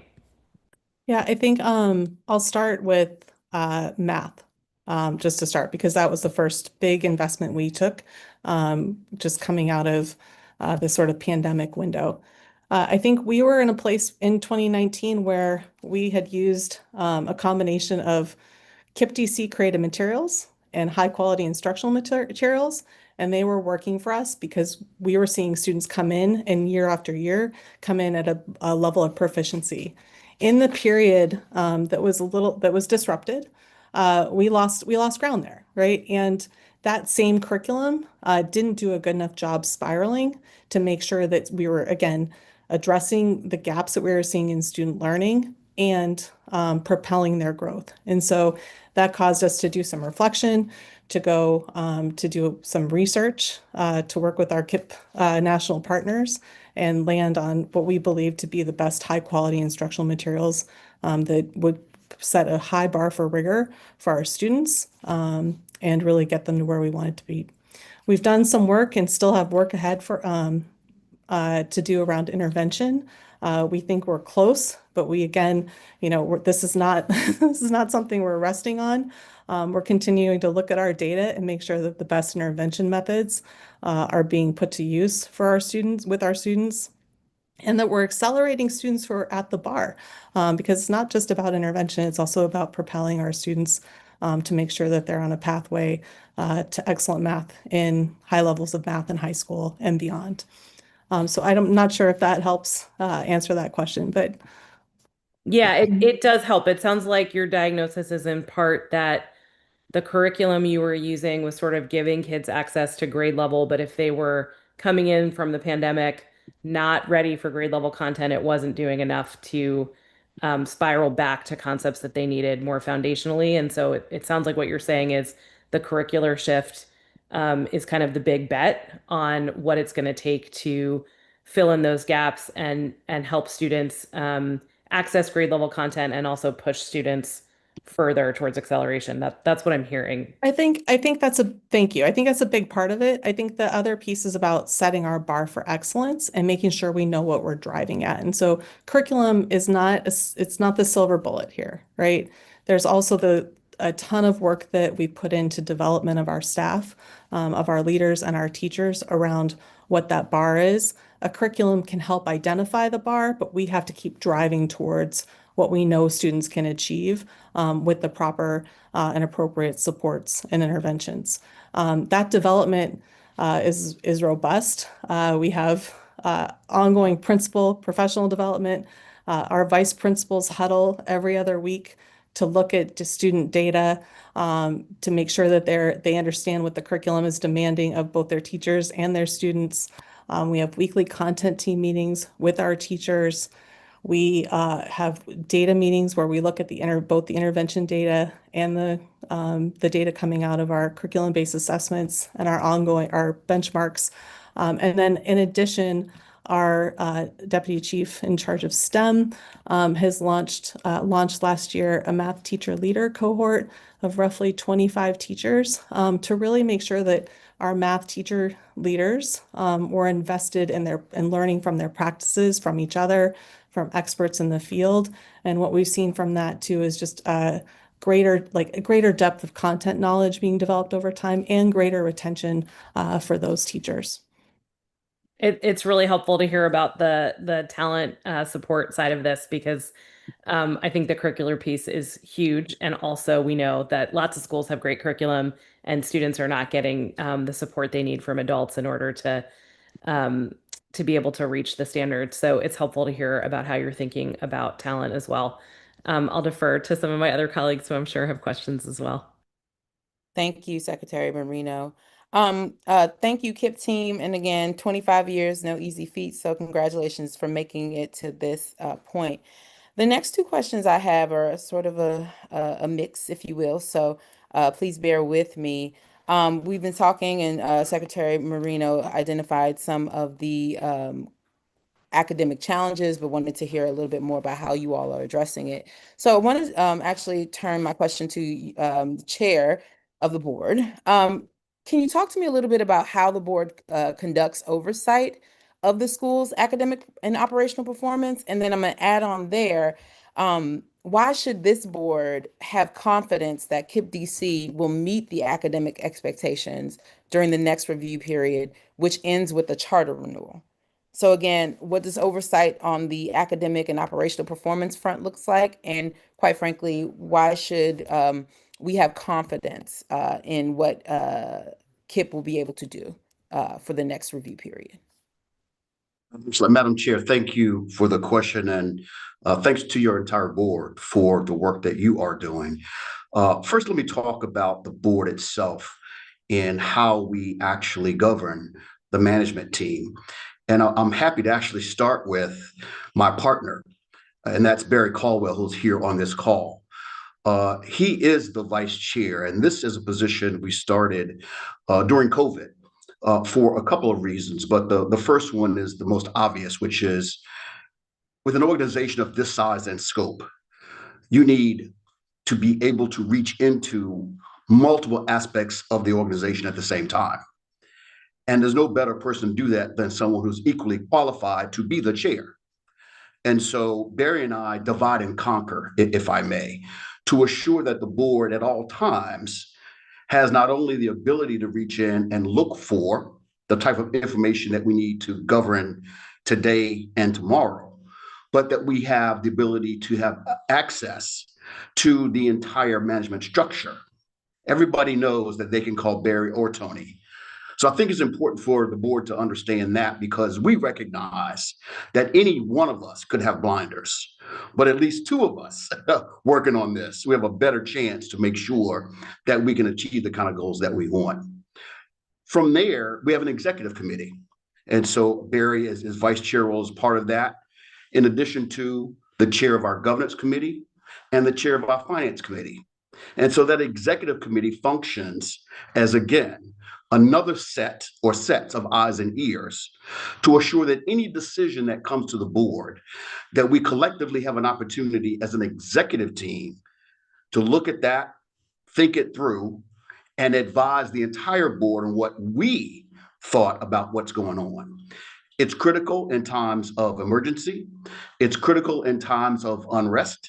It's critical in times of something like a pandemic, but more importantly, it's critical in times of change. And so that second layer of management is there. Now, beyond that, we have a committee structure. So in addition to the committees I just outlined, we also have an audit committee, and we have a schools committee. And so this committee structure is really the nuts and bolts of how I operate this board. They have the chance to go in deep with every member of the management team on their specialties and understand what's happening, so that when we get together as a full board and hear management reports, you have good crossover. Someone has heard something about what's happened already on the board and can be deep into questions, as well as someone who may not have heard of it because they're in another committee can ask the 30,000-foot question. So it gives us that broad reach across all issues to make sure that we are governing in a manner that we know makes sense for our requirements to you for being a board, and also being fair to the management team when asking the tough questions that they want and deserve from us in order to make them a better management team. So it's those levels, Madam Chair, of governance that ensure me that we are functioning as a high-performing board, that we at all times know what's happening, but more importantly, that we are there for our students, for our families, and then to our management team. We're out and about in the schools. Some of the best meetings that we have been in the schools as we've talked to principals, as we've watched, and I laugh at this, some of the instruction, and many of the board members say, I wasn't taught that way, but it's the way that we teach now. These young people who want and need and deserve a level of rigor in an academic performance, but that reaches out to them. So we see the excitement that enables us, again, to come back. And when we're hearing about the kind of decisions that need to be made, we've seen what's happening in the classroom. So I'm thrilled that the board takes the opportunity to do that individually and collectively on their own. And I'm getting to your second question. This is a high-performing board for a couple of reasons. Dedication is number one. We have members who have been around for 25 years. We have members that have been here a year. We are rigorous in our recruitment of board members from every segment of life. We have technologists, we have financial acumen folks, we have academic members, we have a couple of board members who've retired. It's a mix, but that mix has one focus, and that is our young people here in Washington, D.C., in our nation's capital. They're committed to this as volunteers, but work on it as if it's a job. And so that allows me to say to you, we have the confidence in what you're hearing tonight, what's been presented to you in writing, and our commitment to you because of the actions that we're seeing from our management team. Number two, the succession plan that you saw us undertake. We have a new CEO. That took 4 years. Why? Because we took our time to make sure that as we go through these transitions of management in scope and size, that the board was clearly comfortable with what that outcome was going to be. And so as we see the level of work that we need to do in the campuses that you've heard about, what we're sure of is that we have a structure in place to make sure that as things are needed, and you heard several times tonight, resource, that falls back to us, ensuring that when the management team comes to us and says, these are the types of programs we need, here's the cost, here's what we need for building X, here's what we need for summer school, whatever it might be, that we're in the position to say yes, if yes is the right answer, but we're positioned to do that. And so I say to you, the rigor that we have is about action, urgency, and accountability.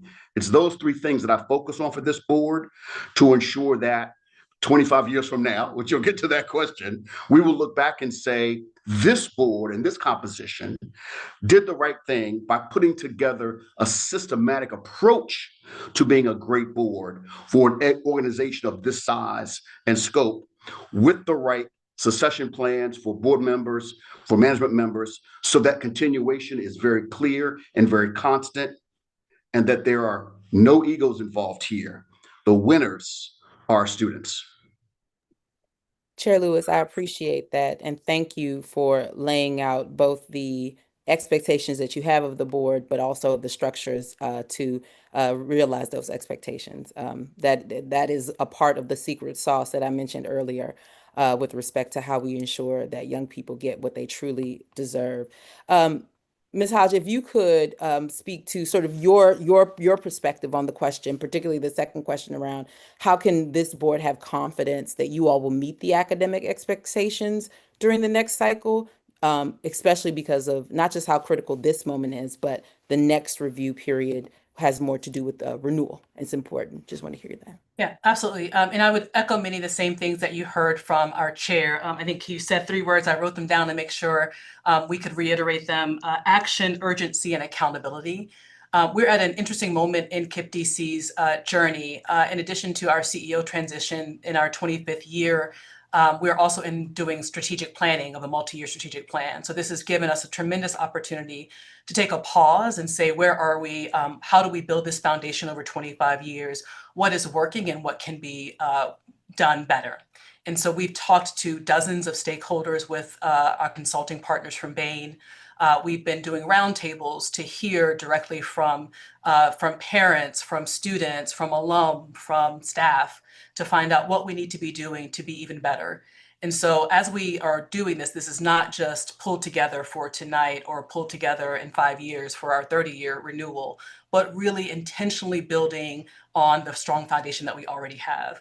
We will be here in 25 years. And part of the work that we're doing right now is making sure that we're building the KIPP DC that our stakeholders want and need and deserve. And we, as this executive team and a couple of representatives from our board, are committed to actually making that happen through being intentional in our planning, by acting and moving with a sense of urgency, and by really bringing internally into our house a stronger sense of accountability for outcomes for our students. I so appreciate that, Ms. Hodge, and I so appreciate hearing you articulate that because I think it's important. Separate and aside from these formalities, the policies, et cetera, it's the young people.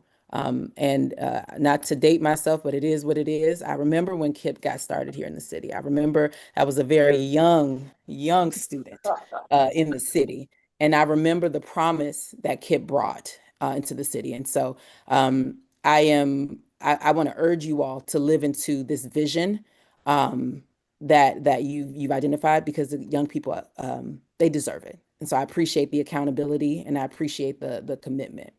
And so with my final question, I'm gonna change it up for y'all because you already started answering and I have to keep you on your toes. So rather than giving me the vision of the 25, give me the headline. It's the Washington Post. And they give me a headline about KIPP's 25 next 25 years, celebrating 50. What's the headline read? And why is that headline important? I have dozens of ones that we've actually been working on a very similar activity. And I don't know that I have a favorite of all the ones that we've brainstormed, but one that I would offer is KIPP DC redefines and delivers on academic excellence. And why does that matter? I mean, that's what we're here for. We are here to ensure that the promise that we've made to our students and families, that we are preparing them for lifelong choices, choice-filled lives, that is what we're here for. It can get easy to get caught up in any individual metric, any individual moment, but really what we're trying to do is to make sure that our students and generations of students continue to experience academic excellence that we've been able to help nurture at KIPP DC. Right now, we have school leaders who are themselves KIPP DC alumni and KIPP DC parents. And you wouldn't let me answer your question, but I had it ready. Part of my vision for 25 years is that we have even more of those generational KIPP DC stories. Sorry about that, Ms. Hodge. I just, y'all answer. I got to switch it up. Chair's privilege, chair's privilege. It's my first meeting. I'm enjoying this. This is a lot. No, I appreciate that. Thank you for that. And I think you just highlighted something. One, I appreciate the headline, and it's important to young people in the city that be the truth of what happens. And I appreciate hearing that is your commitment. But two, you bring up something that's just really important. And as I may mention when I accepted the role as chair, it's just the importance of the generation work. We are at a point in our sector where now generations of families are engaged with our schools. And so we can't fail the generation. And I wanna say that while I know there's some successes with you all, there are opportunities, and it's really important to dig into those opportunities. The work is hard, but it's necessary because now we're talking about impacting generations, entire lineages, and our kids, our families who put their trust in you all deserve that. And so again, I am looking forward to seeing you all realize that vision as I'll continue to be young in 25 years. I just want to be clear for the record. All right. With that, oh, okay, very good. I apologize. I was getting ready to wrap. I'm sorry, Board Member Williams, I know that you have a question, please, if I could turn it over to you, please. Thank you. Yeah, of course. And just good to see the KIPP team. Shannon, Tony, always good to see you guys again. I think what I really want to understand here, and what I'd love to, and I'm always curious, you know, I think we have to hold your schools accountable. We also have to support those schools, right? And support the health of the overall sector. And so, in a space here where, the facts are what the folks here have walked through before, my fellow board members have highlighted, 5 of 6 of the elementary schools don't meet ELA or math. The sixth one does do it in math, but not in ELA. It's not, and with that, and heard about the changes that you've made. And actually, I think I really appreciate, because I think it came through that action, that urgency, that accountability that you all are bringing to this, and that systematic approach. My question though is then gets to, there are certainly unique things about what we went through as a country, as a city with the pandemic. But what's not unique is it's going through changes in leadership, teacher retention, changes in student bodies, those things come up. How do Going through what you all have gone through as you take this assessment, how do you guys look to stay ahead of it so that we don't have that slippage again as you guys are rebuilding? But also, what can we do as the DC Public Charter School Board so that it's not just what is it that we should be doing to make sure that we are monitoring and staying ahead of this and not finding out about this at just 5-year increments, but actually keeping the sector healthy here? What is it that we could be doing in that space? And I'll answer the second part of that first. I mentioned it a little bit in my opening statement, but we truly believe Aspire is doing that. In one of the presentations at the beginning of the board meeting, when the team was talking to you all about Aspire, one point that stood out to me was that underserved students are recovering much more slowly than their more advantaged peers. And I think that's something that you see that frankly we're struggling with at KIPP DC, where 70% of our students are designated as at risk. But the Aspire framework accounts for that, and that was the point in that presentation. And so I think that the PCSB already has in it, in Aspire, what needs to happen to be able to track and to stay on top of it. We adopted Aspire as our charter accountability goals, in part because we thought that it represented the best opportunity to give a fair representation of what was happening across the sector. It recognizes that LEAs are serving different populations of students that may be having different difficult struggles. And now that Aspire is almost fully up and running, I think you as a board will have more consistent information. So to your question about making sure that doesn't wait 5 years, you will have that information on an annual basis, just like our board will have that information on an annual basis, and so will we. And so that transparency and that accountability framework, I believe, is a large part of the answer to your question. The first part of it about how will we be staying ahead is some of what you've heard earlier. Some of the work that we're doing now, our strat planning work, has built into it intentional stops along the way for us to take a step back and measure where we are. We will also be looking at our Aspire outcomes and looking at models and calculations to make sure that we're staying ahead of where we need to be.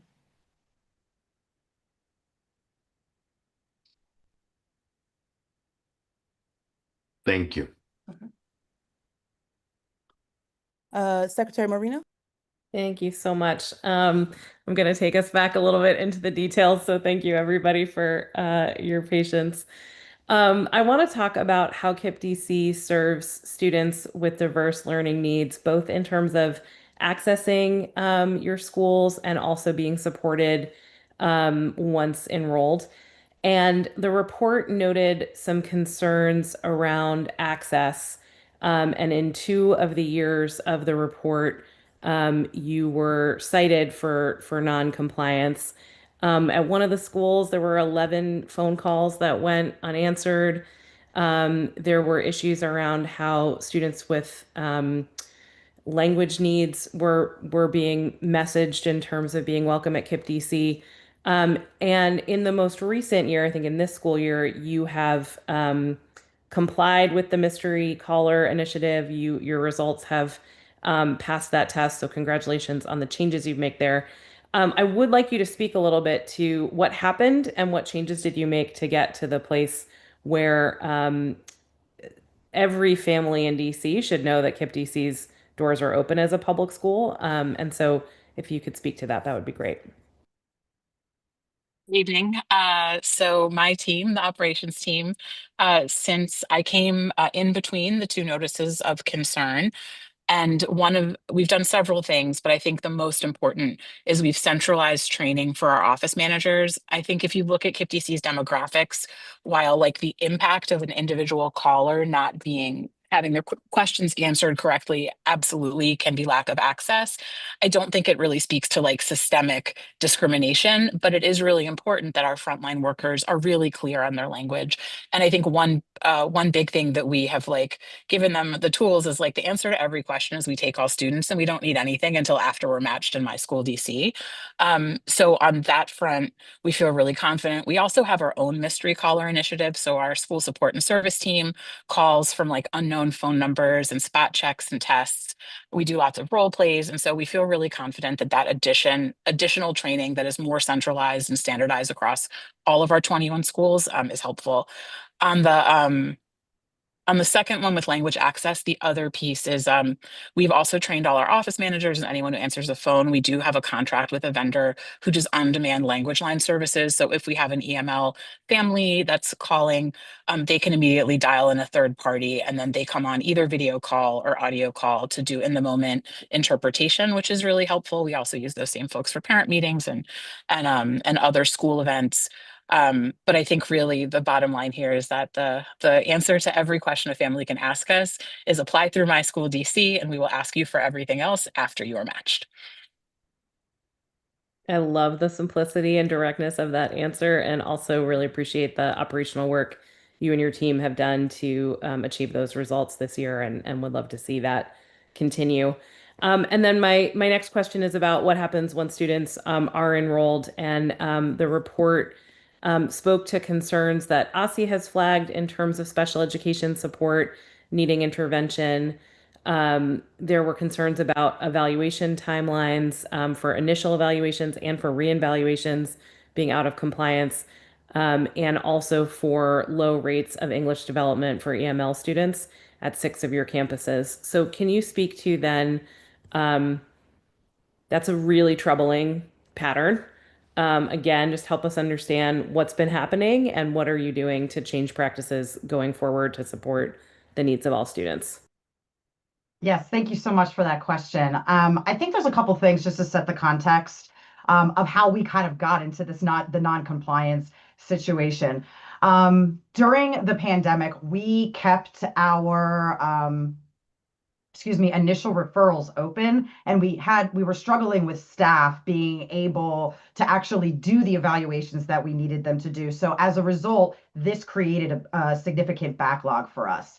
In addition to that, the transition from easy IEP to special programs came with it some challenges for us in being able to track and monitor our data effectively.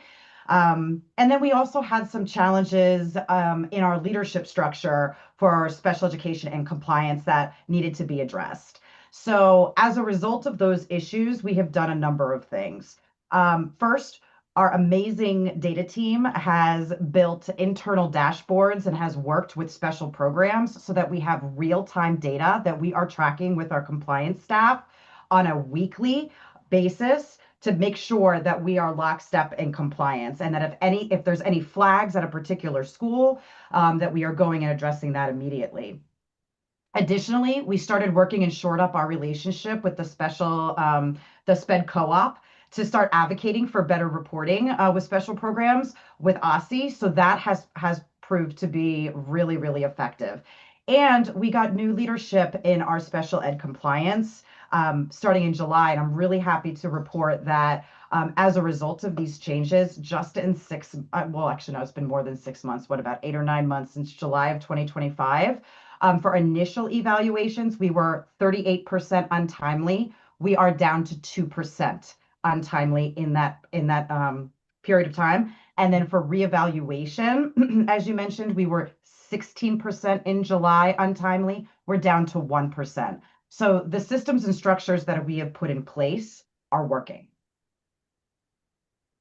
That is great progress and really encouraging to hear. So thank you for sharing it. It's obviously outside of this review period, but it's really helpful to understand the seriousness with which you take serving special education students and the intensity that this team brings to problem solving, the fact that it's been turned to focusing on your students with special needs is really important. So thank you for that. Thank you, Secretary Marino. And again, thank you to the KIP team.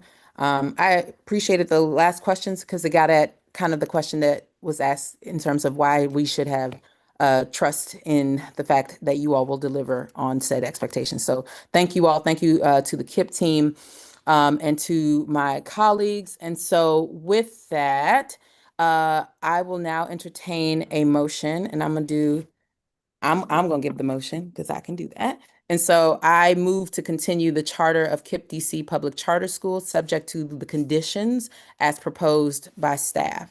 Is there a second? Go ahead, Tony. It's how you come I'll up. second it. All right, thank you so much. Secretary Marino, if you could give the roll call vote, please. Chair Autumn-Afanian, we'll start with you. Thank you. I am an aye. I also have the proxy for Leah Crucy, that she is an aye. I have the proxy for Treasurer Stanley Beatty. She is voting to abstain. And I have the proxy for Jim Sandman. He is an aye as well. Okay, Board Member Williams. I am an I, but just want to acknowledge I'm an I based on the unusual circumstance we went through with the pandemic and where we ended up. I think you've seen in my earlier vote today and my general posture that I would like a higher floor of accountability. And I want to make sure that we are serving all of our students, particularly important for our larger networks as we start to look at sort of the school reorganization policy and others about how do we create these feeder patterns, but then how do we keep those networks that are performing well. So just want to note that I am an I today, but when we'll come back, hopefully in 5 years for that 30-year renewal, that I hope that we are looking at all the numbers and the improvement that the team here walked through that we should be expecting. And Board Member Yan has already recused herself. And my vote is an aye. And similar to what Tony just shared, I think it's really important that schools can expect from PCSB clear expectations and a clear process to understand where they are against PCSB's accountability policies. And in this case, the conditions that are recommended for Northeast, I think, are consistent with our policies. And so I want to make sure that KIP DC and all other LEAs can expect fairness and transparency in terms of adherence to the policies that we've set. And I'm deeply concerned about the pattern of performance that the report describes, both in terms of growth and proficiency, and also the compliance issues that we just talked through. I really appreciate the way both the team and the board have engaged tonight in honest, direct conversation about the number of strategies you are employing across all of your campuses to raise the bar. And I think, as Tony said, as a board, I want us to raise the bar as well. And so I hope we are all having a very different conversation in 5 years about the performance that we're seeing across the sector and particularly at KIP DC. So I am an aye. And Chairman Autumn-Afanian, with that, the motion passes. Thank you so much, Secretary Marino. To the KIP team, congratulations. We have 5 years to do the work that I believe you all can do. You have a very awesome vision and a great work ahead, and it sounds like you all are off to a great start. So looking forward to celebrating in 5 years. And I think, yeah, I send you off with positive manifestations that those things will be taken care of for the importance for the young people. So thank you so much. Appreciate it. Thank you. All right. Thank you. All right. Almost there. Okay. Since Treasurer Stanley Beatty is not here tonight, I'll next invite Will Henderson, Chief Operating Officer, to provide the school finance monthly report. All right. Good evening, Will. Good evening, Chair. Thank you all for having me. And as you know, my name is Will Henderson. I'm DC PCSB's Chief Operating Officer. And I'm here to share our routine monthly financial update report.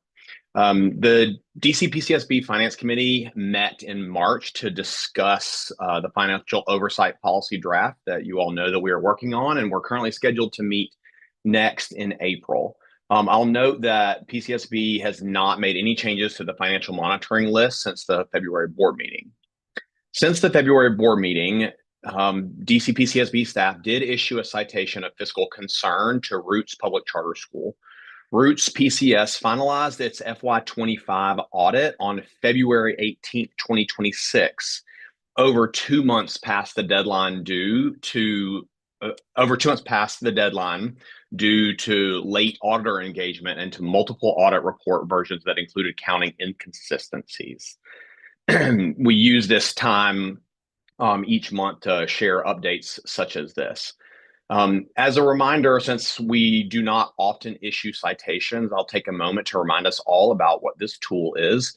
DCPCSB staff issue citations of fiscal concern for many reasons that may include, but are not limited to, material weaknesses and significant deficiencies, significant variances, inaccurate, incomplete, misleading, excessively late or repeated late submissions, or even fraud or theft. This is a tool that DCPCSB introduced in early 2025 to support our aims for transparency and to be responsive to financial oversight needs that we saw. These citations are listed on our website, as are their remediation status. Thanks, Chair, and I appreciate the opportunity to share this update. Thank you, Will. I will kick off questions. Regarding the inconsistencies, and Will, this is, of course, to you. Regarding the inconsistencies across Roots audit versions, could staff provide more insight into the underlying cause? Specifically, are these discrepancies a matter of reporting technicalities, or do they suggest a need for the school to strengthen its internal financial controls and oversight? Thanks, Chair. It's a great question. So Roots finalized the corrected FY25 audit on April 18th, as I shared in this year, after addressing several rounds of accounting inconsistencies and missing disclosures identified by PCSB. While the final report passed review, the LEA is now focused on strengthening its internal review process and auditor engagement to ensure future audit reports timely undergo a meaningful quality control review before being finalized. So the content that we have now is, in fact, corrected, but they are working to expedite and have a more perfect process next year. And are there any, I guess, what is the current status of the LEA's remediation efforts, and where can the public learn about any progress towards the solution of the concern? Yeah, great. So we are expecting that the LEA will implement several things. First is that they will have earlier auditor engagement. With earlier auditor engagement, they will advance the auditor procurement timeline for the FY26 audit cycle. Secondly, we are expecting that they will strengthen their internal controls, reviewing internal financial reporting policies to enhance quality assurance. And thirdly, we are expecting them to improve the fidelity of their implementation broadly. This will prioritize the consistent application of these adopted protocols to guarantee reporting accuracy. So as we get information about those expectations that we have laid forth for Roots, that remediation status will be listed on our website in the same place in our transparency hub with other items such as the monitoring list. Okay, thank you, Will. Colleagues, any additional questions? Yeah, I had a question. Will, I asked you this earlier this week, but I think it'll be helpful for folks to hear you talk about it. When did the team start using this process around these fiscal concern citations, and why? What's the reason to deploy this tool particularly versus other tools that we already have? Yeah, it's a great one, and I kind of foreshadowed this a little bit in my initial comments. So we started using the citation for fiscal concern in early 2025, January, February time, like quite at the beginning of the calendar year. And this was in response to several things. Certainly our intention to meet a moment in time to offer more transparency to the sector and to our board, but also in response to requests from DC Council and the public to elevate our transparency. They were looking for us to more swiftly report about concerns that we had, rather than completing an entire lengthy deliberation process, like, as you've already experienced in other past board meetings since your tenure. So, yeah, so it is an effort to be able to, for staff to be nimble, to share with the general public, for families, concerns that we have. Their citations are frequently used to address kind of acute things that can be addressed with, a specific change, a specific point in time. And they'll give us the ability to, to act, as a tool that gives us the ability to act swiftly. And, if a school's, not speaking about this specific school, if a school has several challenges that lead to several citations, that would certainly help us understand more quickly when we need to escalate our oversight practices broadly. And then you and others can understand more about that with the materials that we've shared in past board meetings about what that oversight process looks like. So it does both things. It increases the transparency immediately about acute issues, and also supports us in understanding broadly other things that may be going on, and can help us bring larger problems to the table.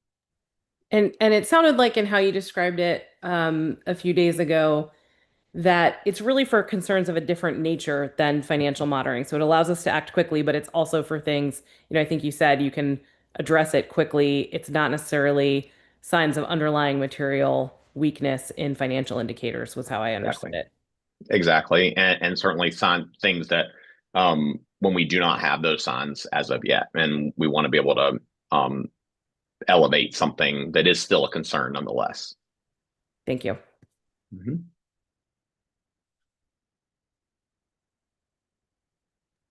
All righty. Okay, thank you, Will. Thank you so much. All right, next we will vote on the consent calendar. Would any board member like to remove an item from the calendar for further discussion or state a recusal for the record? Yes, Chair, I'm going to state a recusal for Washington Global Public Charter School. Okay, so noted. All right. Anyone else? All right, thank you. With that, Secretary Marina, if you can do a roll call vote, please. Okay, and we don't need a motion first on this one. No. Okay. Those rules. Okay, very good. Okay. Then Chairwoman Adamafani, I'll start with you. I am an aye. I do have the proxy for Board Member Cruzy. She is an aye. Board Treasurer Stanley Beatty is an aye. And Board Member Sandman is an aye for the consent calendar. Okay, Vice Chair Yan. Aye. Board Member Williams. Oh, wait, I apologize. There was a mistake here. We do need a motion. I was going to ask, it's like, what are we Yeah, voting we're on? gonna go backwards. Okay. We do need a motion. Apologies, y'all. We do need a motion to So I'll move to vote to approve this consent calendar. Thank you, Board Member Williams. I will second that. Wonderful. Thank you so much. All right, we're going to take it from the top. Thank you. Chairwoman Adamafanian, how do you vote? Again, thank you so much. It is an aye for the consent calendar. I also have proxy from Board Member Cruzy, an aye for the consent calendar. Board Member Treasurer Stanley Beatty, an aye there, and Board Member Salmon, an aye. Thank you. Okay, and Vice Chair Yan? Aye. Board Member Williams? Aye. And I am an aye, so the motion carries. Thank you so much. For the public, I'll note that the board is reading into the record tonight the subsequent financial update memos for the schools undergoing review and renewal. And again, just as a reminder, those are for KIPP DC, Public Charter School, Richard Wright, Public Charter School, and Washington Latin. Okay. Is there any new business? Okay, very good. Colleagues, I will now entertain a motion to adjourn. I move to adjourn. I second. Secretary Marina, if you could do a roll call vote, please. Chairwoman Autumn Fanian. I am an aye. I have a proxy for Board Member Crucy. She is an aye as well. I have a proxy for Treasurer Stanley Beatty. She is an aye as well. And a proxy for Board Member Sandman. He is an aye as well. Vice Chair Yan. Aye. Board Member Williams. I think that was an aye. You were on mute, but I saw your mouth move. Oh yeah, that's an aye. Sorry. Okay. And I am an aye, so the motion carries. Thank you so much. All right, folks, we did it. Thank you all so much. Everybody have a good night. Special thanks to my colleagues on the board and staff. Thank you. Take care, everybody. Thank you.